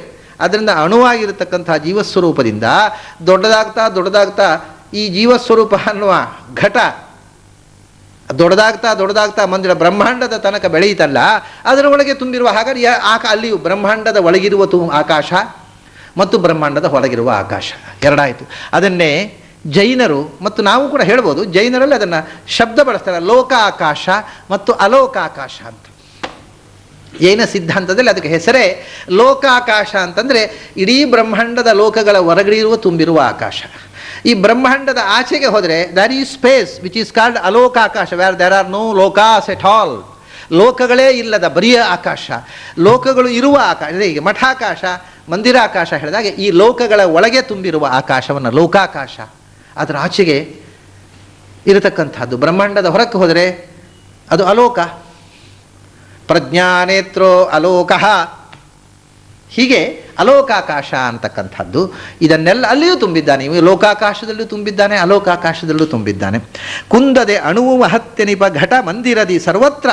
ಘಟದಲ್ಲೂ ಮಂದಿರದಲ್ಲೂ, ಘಟ ಮಂದಿರ ಅಲ್ಲ, ಘಟದಲ್ಲಿ ಮಂದಿರದಲ್ಲಿ ಸರ್ವತ್ರ ತುಂಬಿಹ. ಜಮಖಂಡಿ ವಾದರಾಜಾಚಾರ್ಯರು ಒಬ್ಬರು ಈ ಘಟ ಮಂದಿರ ಅನ್ನೋದನ್ನು ಗಮನಿಸಿ ಅರ್ಥ ಬರೆದಿದ್ದಾರೆ, ಇನ್ಯಾರೂ ಇದನ್ನು ಗಮನಿಸಲಿಲ್ಲ. ಘಟ ಮಂದಿರದಿ ಸರ್ವತ್ರ ತುಂಬಿಹ ಬಾಂದಳದ ತೆರದಂತೆ ಇರುತಿಪ್ಪನು ರಮಾರಮಣ. ಹೀಗೆ ತುಂಬಿಹ ಬಾಂದಳ ಆಕಾಶ, ಪರಮಾಣುವಿನೊಳಗೂ ಆಕಾಶ ಇದೆ, ಘಟದೊಳಗೂ ಇದೆ, ಬ್ರಹ್ಮಾಂಡದೊಳಗೂ ಇದೆ, ಬ್ರಹ್ಮಾಂಡದ ಹೊರಗೂ ಇದೆ ಅವ್ಯಾಕೃತ ಆಕಾಶ. ಅದಕ್ಕೆ ವ್ಯಾಕೃತ ಆಕಾಶ, ಅವ್ಯಾಕೃತ ಆಕಾಶ ಅಂತಾರೆ, ಲೋಕಾಕಾಶ. ಹೀಗೆ ಇರುತಿಪ್ಪನು ಎಲ್ಲ ಕಡೆ ತುಂಬಿ ಯಾವ ವಿಕಾರಕ್ಕೂ ಒಳಗಾಗದೆ ತಾನು ನಿರ್ವಿಕಾರನಾಗಿ ನಿರ್ಲಿಪ್ತನಾಗಿ ಎಲ್ಲ ಕಡೆ ತುಂಬಿದ್ದಾನೆ ಭಗವಂತ. ಆ ನಿರ್ಲಿಪ್ತತೆ ನಿರ್ವಿಕಾರಕ್ಕೆ ನಮ್ಮ ಕಣ್ಣಿಗೆ ಸಾಮಾನ್ಯ ಜನರಿಗೂ ಗೊತ್ತಾಗುವಂಥ ದೃಷ್ಟಾಂತ ಮುಂದಿನ ಪದ್ಯ. ಕಾದ ಕಬ್ಬಿಣ ಹಿಡಿದು ಬಡೆಯಲು ವೇದನೆಯು ಲೋಹಗಳಿಗಲ್ಲದೆ ಆದುದೇನೈ ಅನಳಗಾವ್ಯತೆ ಏನು ಮಾಡಿದರು. ಆದಿದೇವನು ಜೀವವ ಒಂದು ಅಕ್ಷರ ಹೋಗಿದೆ ಇಲ್ಲಿ, ಆದಿದೇವನು ಸರ್ವ ಜೀವವ ಕಾದುಕೊಂಡಿಹನೊಳ ಹೊರಗೆ ದುಃಖಾದಿಗಳು ಸಂಬಂಧವಾಗುವವೇನೋ ಚಿನ್ಮಯಗೆ. ಇದಕ್ಕೆ ದೃಷ್ಟಾಂತ ಅದರ ಒಟ್ಟಿಗೆ ಇದ್ದರೆ, ಈಗ ಕೆಸರಿಗೆ ಕಾಲು ಹಾಕಿದರೆ ಕಾಲಿನಲ್ಲಿ ಕೆಸರು ಹಿಡಿಯಲೇಬೇಕು. ಹಾಗೆ ಈ ಕೆಸರಿನಲ್ಲಿ ಭಗವಂತ ಇದ್ದಾನೆ ಅಂದಮೇಲೆ ಅವನಿಗೆ ಕೆಸರು ಹಿಡಿಯದೇ ಇರುವುದು ಹೇಗೆ? ಅವನಿಗೆ ಇದರಲ್ಲೇ ಅಂಟಿಕೊಳ್ಳೇಬೇಕಲ್ಲ. ನೀವು ಕಮಲದ ದೃಷ್ಟಾಂತ ಕೊಟ್ಟರೆ ಹೌದ್ರಿ, ಕಮಲ ನೀರಿನಲ್ಲಿ ಮುಳುಗಿಸಿದ್ರೆ ಏನಾಗಲ್ಲ, ಕೆಸರಿನಲ್ಲಿ ಮುಳುಗಿಸಿದ್ರೆ ಹಿಡಿಯುತ್ತೆ ಅದಕ್ಕೆ ಕಮಲಕ್ಕೂ. ಆಮೇಲೆ ಕೆಸರು ತೊಳಿಲೇಬೇಕು. ಕೆಸರಿನಲ್ಲಿ ಕಮಲ ಮುಳುಗಿಸಿ ನೋಡಿ ಅಂಟಿಕೊಳ್ಳುತ್ತೋ ಇಲ್ಲೋ. ಅದನ್ನು ಇಂಥ ಕೊಳಕು ನಮ್ಮೊಟ್ಟಿಗೆ ಕೂತು ಬಿಟ್ಟ ಅಂದರೆ ನಾವು ಅವನಿಗೆ ಅಂಟಿಸೇ ಬಿಡ್ತೇವೆ, ಅವನು ಅಂಟಿಸಿಕೊಳ್ಳದೆ ಇರುವುದು ಹಾಗೆ. ಅದಕ್ಕೆ ದೃಷ್ಟಾಂತ ಕಾದ ಕಬ್ಬಿಣ ಹಿಡಿದು ಬಡೆಯಲು. ಇದನ್ನು ಮೊನ್ನೆ ಈ ದೃಷ್ಟಾಂತವನ್ನು ಮೊನ್ನೆ ಸಂಜೆ ಪೇಜಾರು ಸ್ವಾಮಿಗಳು ಉಲ್ಲೇಖ ಮಾಡಿದಾರಲ್ಲ, ಜಗನ್ನಾಥದಾಸರು ಹೇಳಿದ್ದಾರೆ ಅಂತ, ಇದೇ ಪದ್ಯ ಅದು. ಕಾದ ಕಬ್ಬಿಣ ಹಿಡಿದು ಬಡಿಯಲು ವೇದನೆಯು ಲೋಹಗಳಿಗಲ್ಲದೆ. ಇದರಲ್ಲಿ ಯಥಾಶ್ರುತವಾಗಿ ಇದರ ಅರ್ಥ ಮಾಡಬಾರ್ದು. ಯಥಾಶ್ರುತವಾಗಿ ಅರ್ಥ ಮಾಡಿದರೆ ಒಂದು ಅಸಂಗತಿ ಇದೆ ಇದರಲ್ಲಿ. ಕಾದ ಕಬ್ಬಿಣವನ್ನು ಬಡಿದರೆ ಬೆಂಕಿಯಲ್ಲಿಟ್ಟೆವು, ಕಬ್ಬಿಣ ಕಾದುದು, ಕಬ್ಬಿಣ ಕೆಂಪಾಯಿತು, ಕಬ್ಬಿಣ ಮೃದುವಾಯಿತು, ಆಮೇಲೆ ಸುತ್ತಿಗೆ ಹಿಡಿದು ನಮಗೆ ಬೇಕಾದ ಆಕಾರ ಕೊಡೋದಕ್ಕೋಸ್ಕರ ಬಡಿದೆವು. ಬಡಿಯುವಾಗ ನೋವು ಬೆಂಕಿಗೋ ಕಬ್ಬಿಣಕ್ಕೋ ಅಂತ ಕೇಳ್ತಾರೆ ಇವರು. ಎರಡಕ್ಕೂ ಇಲ್ಲ. ಏನು ಪ್ರಶ್ನೆ ಇದು? ಕಬ್ಬಿಣಕ್ಕೆ ನೋವಾಗುತ್ತೇನು? ಕಬ್ಬಿಣಕ್ಕೆ ನೋವಾಗುವುದು ಹೇಗೆ? ಕಬ್ಬಿಣಕ್ಕೂ ಇಲ್ಲ, ನೋವು ಎರಡಕ್ಕೂ ಇಲ್ಲ. ಏನು ದೃಷ್ಟಾಂತ ಇದು? ವೇದನೆಯು ಲೋಹಗಳಿಗೆ, ಕಬ್ಬಿಣಕ್ಕೆ ನೋವಾಗತ್ತೆ ಹೊರತು ಬೆಂಕಿಗೆ ಆಗೋಲ್ಲ ಅಂತಾರೆ. ಸ್ವಾಮಿ ಎರಡಕ್ಕೂ ಆಗೋಲ್ಲ ಅಂತ ಹೇಳಿಬಿಟ್ರೆ ಏನು ಹೇಳಬೇಕು? ಅದರಿಂದ ಇಲ್ಲಿ ವೇದನೆ ಅಂದರೆ ನೋವು ಅಲ್ಲ. ವೇದನೆ ಅನ್ನುವುದು ಇಫೆಕ್ಟು ಅಂತ ಅರ್ಥ, ಪರಿಣಾಮ. ನಮ್ಮ ಜೀವನದಲ್ಲಿ ನಾವು ದುಃಖದಿಂದ ಪರಿಣಾಮ ಹೊಂದುತ್ತೇವೆ, ಹಾಗೆ ಅಲ್ಲಿಯೂ ದುಃಖಕ್ಕೆ ಕಾರಣವಾದ ಪರಿಣಾಮ ಅದು ವಿಕಾರ. ವೇದನೆ ಅಂದರೆ ವಿಕಾರ ಅನ್ನುವ ಅರ್ಥದಲ್ಲಿ. ವೇದನೆ ಅಂದರೆ ವೇದನೆ ಅಲ್ಲ, ಪೇಯ್ನ್ ಅಲ್ಲ, ವ್ಯಥೆ ಅಂತ ಅನುವಾದ ಮಾಡಬಾರ್ದು, ನೋವು ಅಂತ ಅನುವಾದ ಮಾಡಬಾರ್ದು. ನೋವು ಕಬ್ಬಿಣಕ್ಕೂ ಇಲ್ಲ, ಯಾಕೆಂದರೆ ಅದು ಚೇತನ ಧರ್ಮ. ಅದು ಕಬ್ಬಿಣ ಒಂದು ವೇಳೆ ಚೇತನ ಆಗಿದ್ದರೆ ಅಂತ ಆರೋಪ ಮಾಡಿಕೊಳ್ಬೇಕಷ್ಟೇ. ಇಲ್ಲದೇ ಇದ್ದರೆ ಅಗ್ನಿ ಇವು ಜಡ ಅಲ್ಲಿ. ಆದರೆ ನೋವು ಆ ಪರಿಣಾಮ, ಅದರಿಂದ ಆಗತಕ್ಕಂಥ ಇಫೆಕ್ಟು, ಹೊಡೆಯುವುದರಿಂದ ಆಗತಕ್ಕ ಇಫೆಕ್ಟು ಅಷ್ಟೇ ವಿಕಾರ. ವಿಕಾರ ಅಗ್ನಿಗಲ್ಲ, ಕಬ್ಬಿಣಕ್ಕೆ. ಕಾದ ಕಬ್ಬಿಣ ಹಿಡಿದು ಬಡೆಯಲು ವೇದನೆಯು ಲೋಹಗಳಿಗಲ್ಲದೆ ಆದುದೇನೆ ಅನಲಗೆ. ಅನಲ ಅಂದರೆ ಬೆಂಕಿ. ಬೆಂಕಿಗೆ ಏನಾದರೂ ನೋವಾಯ್ತೇನು? ನೋವು ಅಂದರೆ ವಿಕಾರ ಆಯಿತು ಅಂತ. ವೇದನೆ ಅಂದರೆ ವಿಕಾರ, ಇಷ್ಟೇ ಅರ್ಥ. ಆದುದೇನೆ ಅನಲಗ ವ್ಯಥೆ. ಏನು ಮಾಡಿದರು? ವ್ಯಥೆ ವೇದನೆ ಎರಡು ಶಬ್ದವು ಬಳಸಿದ್ದಾರೆ, ಅಂದರೆ ಬದಲಾವಣೆ ಅಂತ ಅರ್ಥ. ವಿಕಾರ ಬೆಂಕಿಗೆ ಆದದ್ದಲ್ಲ, ಆ ಬೆಂಕಿ ಅದರಲ್ಲೇ ತುಂಬಿಕೊಂಡಿದೆ. ಆದರೂ ಅದರ ಪರಿಣಾಮ ಎಲ್ಲ ಕಬ್ಬಿಣದ ಮೇಲೆ. ಆ ಮೆತ್ತಗಾದದ್ದು ಕಬ್ಬಿಣ, ರೂಪಾಂತರ ಹೊಂದಿ ಆಕಾರ ಇದ್ದ ಆಕಾರವನ್ನು ಕಳ್ಕೊಂಡು ಮತ್ತೊಂದು ರೂಪಕ್ಕೆ ಹೊಂದದ್ದು ಕಬ್ಬಿಣ. ಕಬ್ಬಿಣವನ್ನು ಮೋಲ್ಡ್ ಮಾಡಲಿಕ್ಕೋಸ್ಕರ ಬೆಂಕಿಯನ್ನು ಬಳಸಿದ್ದು, ಬೆಂಕಿಯನ್ನು ಮೋಲ್ಡ್ ಮಾಡಿದ್ದಲ್ಲ. ಹಾಗೆಯೇ ಆದಿದೇವನು ಇವನು ಕಬ್ಬಿಣದ ಹಾಗೆ ಈ ನಮ್ಮ ದೇಹ, ಈ ಜೀವಸ್ವರೂಪ, ಇವೆಲ್ಲ ಪ್ರಪಂಚ, ಅದನ್ನು ಮೋಲ್ಡ್ ಮಾಡಲಿಕ್ಕೋಸ್ಕರ ಅವನು ಬೆಂಕಿ ಹಾಗೆ ಅದರೊಳಗೆ ತುಂಬಿದ್ದಾನೆ. ಆದಿದೇವನು ಸರ್ವಜೀವವ ಕಾದುಕೊಂಡಿಹನು ಒಳ ಹೊರಗೆ. ಬೆಂಕಿಯು ಹಾಗೆ. ಕಬ್ಬಿಣದ ಒಳಗೂ ಬೆಂಕಿ ಪ್ರವೇಶ ಆಗಿದೆ, ಕಬ್ಬಿಣದ ಹೊರಗೂ ಕೂಡ ಕೆಂಪಾಗಿ ಇಡೀ ಕಬ್ಬಿಣದ ಆ ಪೀಸು ಒಳಗೆ ಹೊರಗೆ ತುಂಬಿಕೊಂಡಿದೆ. ಆ ರೀತಿ ಒಳ ಹೊರಗೆ ದುಃಖಾದಿಗಳು ಸಂಬಂಧವಾಗುವವೇನೋ, ಆದರೆ ತುಂಬಿದ್ದಾನೆ ಕಬ್ಬಿಣದಲ್ಲಿ ಬೆಂಕಿ ತುಂಬಿದ ಹಾಗೆ. ಆ ಕಬ್ಬಿಣಕ್ಕೆ ಏನು ಬದಲಾವಣೆ ಆಗಬೇಕು, ಮೋಲ್ಡ್ ಆಗಬೇಕು, ಅದಕ್ಕೋಸ್ಕರ ಅಲ್ಲಿ ಬೆಂಕಿ. ಈ ಜೀವದ ಗತಿಯಲ್ಲಿ ಏನು ಮೋಲ್ಡ್ ಆಗಬೇಕೋ, ಜೀವವನ್ನು ಹೇಗೆ ಮೋಲ್ಡ್ ಮಾಡಬೇಕೋ ಅದಕ್ಕೋಸ್ಕರ ಇಲ್ಲಿ ಬೆಂಕಿಯಾಗಿ ಅವನು ತುಂಬಿಕೊಂಡಿದ್ದಾನೆ. ಅದರಿಂದ ಮೋಲ್ಡ್ ಆಗಿ ಬದಲಾಗ್ತಾ ಇರೋದು ಮೆಟಮಾರ್ಫಾಸಿಸ್. ಯಾರಿಗೆ? ಸಬ್ಜೆಕ್ಟ್ ಟು ಮೆಟಮಾರ್ಫಾಸಿಸ್ ಈಸ್ ಜೀವ ಆ್ಯಂಡ್ ನಾಟ್ ಗಾಡ್. ಇವನಿಗೆ ದುಃಖಾದಿಗಳು ಸಂಬಂಧವಾಗುವವೇನೋ, ಯಾಕೆಂದರೆ ಚಿನ್ಮಯ. ಯಾರು ಚಿನ್ಮಯನೋ ಅವನು ಆನಂದಮಯನೂ ಆಗಿರಬೇಕು, ಜ್ಞಾನಸ್ವರೂಪ. ಅವನು ವಿಕಾರಗಳಿಗೆ ಒಳಗಾಗುವುದು ಸಾಧ್ಯ ಇಲ್ಲ. ಯಾರು ಪಾಂಚಭೌತಿಕವಾದಂಥ ತ್ರಿಗುಣಮಯನೋ ಅವನು ವಿಕಾರಗಳಿಗೆ ಒಳಗಾಗ್ತಾನೆ. ಚಿನ್ಮಯ ವಿಕಾರಗಳಿಗೆ ಒಳಗಾಗುವುದಿಲ್ಲ. ಇವನು ಸ್ವತಃ ಜ್ಞಾನಾನಂದ ಸ್ವರೂಪ. ಇವನು ಈ ಸುತ್ತಿಗೆಯಿಂದ ಹೊಡೆದು ಬದಲಾಗುವಂಥ ಪಾಂಚಭೌತಿಕವಾದಂಥ ಫಾರ್ಮ್ ಇವನಿಗೆ ಇಲ್ಲ. ಆದ್ದರಿಂದ ಇವನು ಚಿನ್ಮಯನಾಗಿದ್ದು ಎಲ್ಲದರ ಒಳಗೆ ಹೊರಗೆ ತುಂಬಿ ಅದರ ಬದಲಾವಣೆಗೆ ಬೆಂಕಿ ಕಬ್ಬಿಣದ ರೂಪಾಂತರ. ನಮಗೆ ಬೇಕಾದ ರೀತಿ ರೂಪ ಕೊಡಬಹುದು ಕಬ್ಬಿಣಕ್ಕೆ, ಬೆಂಕಿಯಲ್ಲಿ ಕಾಸಿಬಿಟ್ರೆ. ಅಲ್ಲಿ ತನಕ ಒಂದು ಕಬ್ಬಿಣದ ಸರಳು, ಅದು ಕತ್ತಿ ಆಗಬಹುದು, ಸುತ್ತೆ ಆಗಬಹುದು, ಉಳಿ ಆಗಬಹುದು, ಇನ್ನೊಂದು ಏನು ಬೇಕೋ ಚೈನ್ ಆಗಬಹುದು, ಚಕ್ರವಾಗಬಹುದು, ಏನು ಬೇಕೋ ಅದಾಗಬಹುದು, ಕೊಡಲಿ ಆಗಬಹುದು, ಹಾರೆ ಆಗಬಹುದು, ಪಿಕ್ಕಾಸಿ ಆಗಬಹುದು. ಏನು ಶೇಪ್ ಕೊಡಬೇಕು ಅದು ಮೊದಲು ಬೆಂಕಿಯಲ್ಲಿ ಕಾಯಿಸಬೇಕು. ಹಾಗೆ ಅದು ರೂಪಾಂತರಗೊಂಡು ಅದು ತನ್ನ ಬೆಳವಣಿಗೆಗೆ ಬೇಕಾದ ಬದಲಾವಣೆಯನ್ನು ಹೊಂದುವುದಕ್ಕೆ ಬೇಕಾದ ಶಕ್ತಿ ಕೊಡಲಿಕ್ಕೆ ತಾನು ಒಳಗೆ ನಿಂತು ತಾನು ಬದಲಾಗದೆ ಅದನ್ನು ಬದಲಾವಣೆ ಮಾಡಿದ. ಹೀಗೆ ಭಗವಂತ ನಿರ್ವಿಕಾರನಾಗಿ ಎಲ್ಲ ವಸ್ತುಗಳ ಒಳಗೆ ತುಂಬಿದ್ದಾನೆ. ಅವನಿಗೆ ಪಕ್ಷಪಾತವೋ ವಿಕಾರವೋ ಹೇಗೆ ಇರುವುದು ಸಾಧ್ಯ ಅಂತ ಪ್ರಶ್ನೆ ಮಾಡಿದರು. 5 ಪದ್ಯಗಳು ಆದವು, ಇನ್ನು 5 ಪದ್ಯಗಳು ನಾಳೆ. ಹಾಗೆ 3ನೇ ಸಂಧಿ ನಾಳೆ ಮುಕ್ತಾಯ ಆಗತ್ತೆ ಅನ್ನೋ ಒಂದು ಭರವಸೆ ಜೊತೆಗೆ ಇವತ್ತಿನ ಈ ಹರಿಕಥಾಮೃತ ಸಾರ ಅನುಸಂಧಾನವನ್ನು ಮುಗಿಸೋಣ. ನಾಳೆ ಮತ್ತೆ ಸಂಜೆ ಉಳಿದ 5 ಪದ್ಯಗಳ ಜೊತೆಗೆ ವ್ಯಾಪ್ತಿ ಸಂಧಿ ಮುಗೀತು ಅಂದರೆ 76 ಪದ್ಯಗಳು, 31, 32, 13. ಮೊದಲನೇ ಸಂಧಿಯಲ್ಲಿ 13, ಆಮೇಲೆ 31, ಆಮೇಲೆ 32, 30, 30, 60, 3, 63, 76. ಒಟ್ಟು 76 ಪದ್ಯಗಳನ್ನು 988 ಪದ್ಯಗಳಲ್ಲಿ 76 ಪದ್ಯವನ್ನು ಈ ಬಾರಿ ನಾವು ನೋಡಿದ ಹಾಗಾಯಿತು. ಆಮೇಲೆ ದೇವರು ನಡೆಸಿದ್ರೆ ಮುಂದೆ ಯಥಾವಕಾಶ ಯಥಾನುಕೂಲ ಜೂನಿನಲ್ಲಿ ಅಂತ ಅನೌನ್ಸ್ ಮಾಡಬೇಕು ಅಂತ ಹೇಳ್ತಾ ಇದ್ದಾರೆ. ಇದು ಅರ್ಜುನ ಹೇಳಿದ ಹಾಗೆ ಜೂನ್ ಉತ್ತರಾರ್ಧದಲ್ಲಿ ಮುಂದೆ ಇದರ ಕಂಟಿನ್ಯೂಯೇಷನ್ ಮಾಡಬೇಕು ಅಂತ ಅವರು ಸಂಕಲ್ಪಿಸಿದ್ದಾರೆ. ಅವರ ಸಂಕಲ್ಪ ಕಾಮೇನ ಮೇಘಾಮಾಗಾದ್ ಹೃದಯಾಧೃದಯಂ, ಅವರ ಸಂಕಲ್ಪ ಭಗವಂತನ ಸಂಕಲ್ಪವೂ ಆಗಲಿ ಅಂತ ನಾವು ಪ್ರಾರ್ಥನೆ ಮಾಡಿ ಮುಕ್ತಾಯ ಮಾಡೋಣ. ನಿಮಗೆಲ್ಲ ನನ್ನ ಅಭಿನಂದನೆಗಳು ಮತ್ತು ನಮಸ್ಕಾರ. ಹಾಂ, ಎಲ್ಲೇನಾ? ಹಾಂ, ನಾಳೆ 4 ಗಂಟೆಗೆ, 4ರಿಂದ 6. ನಾಳೆ ಸಂಜೆ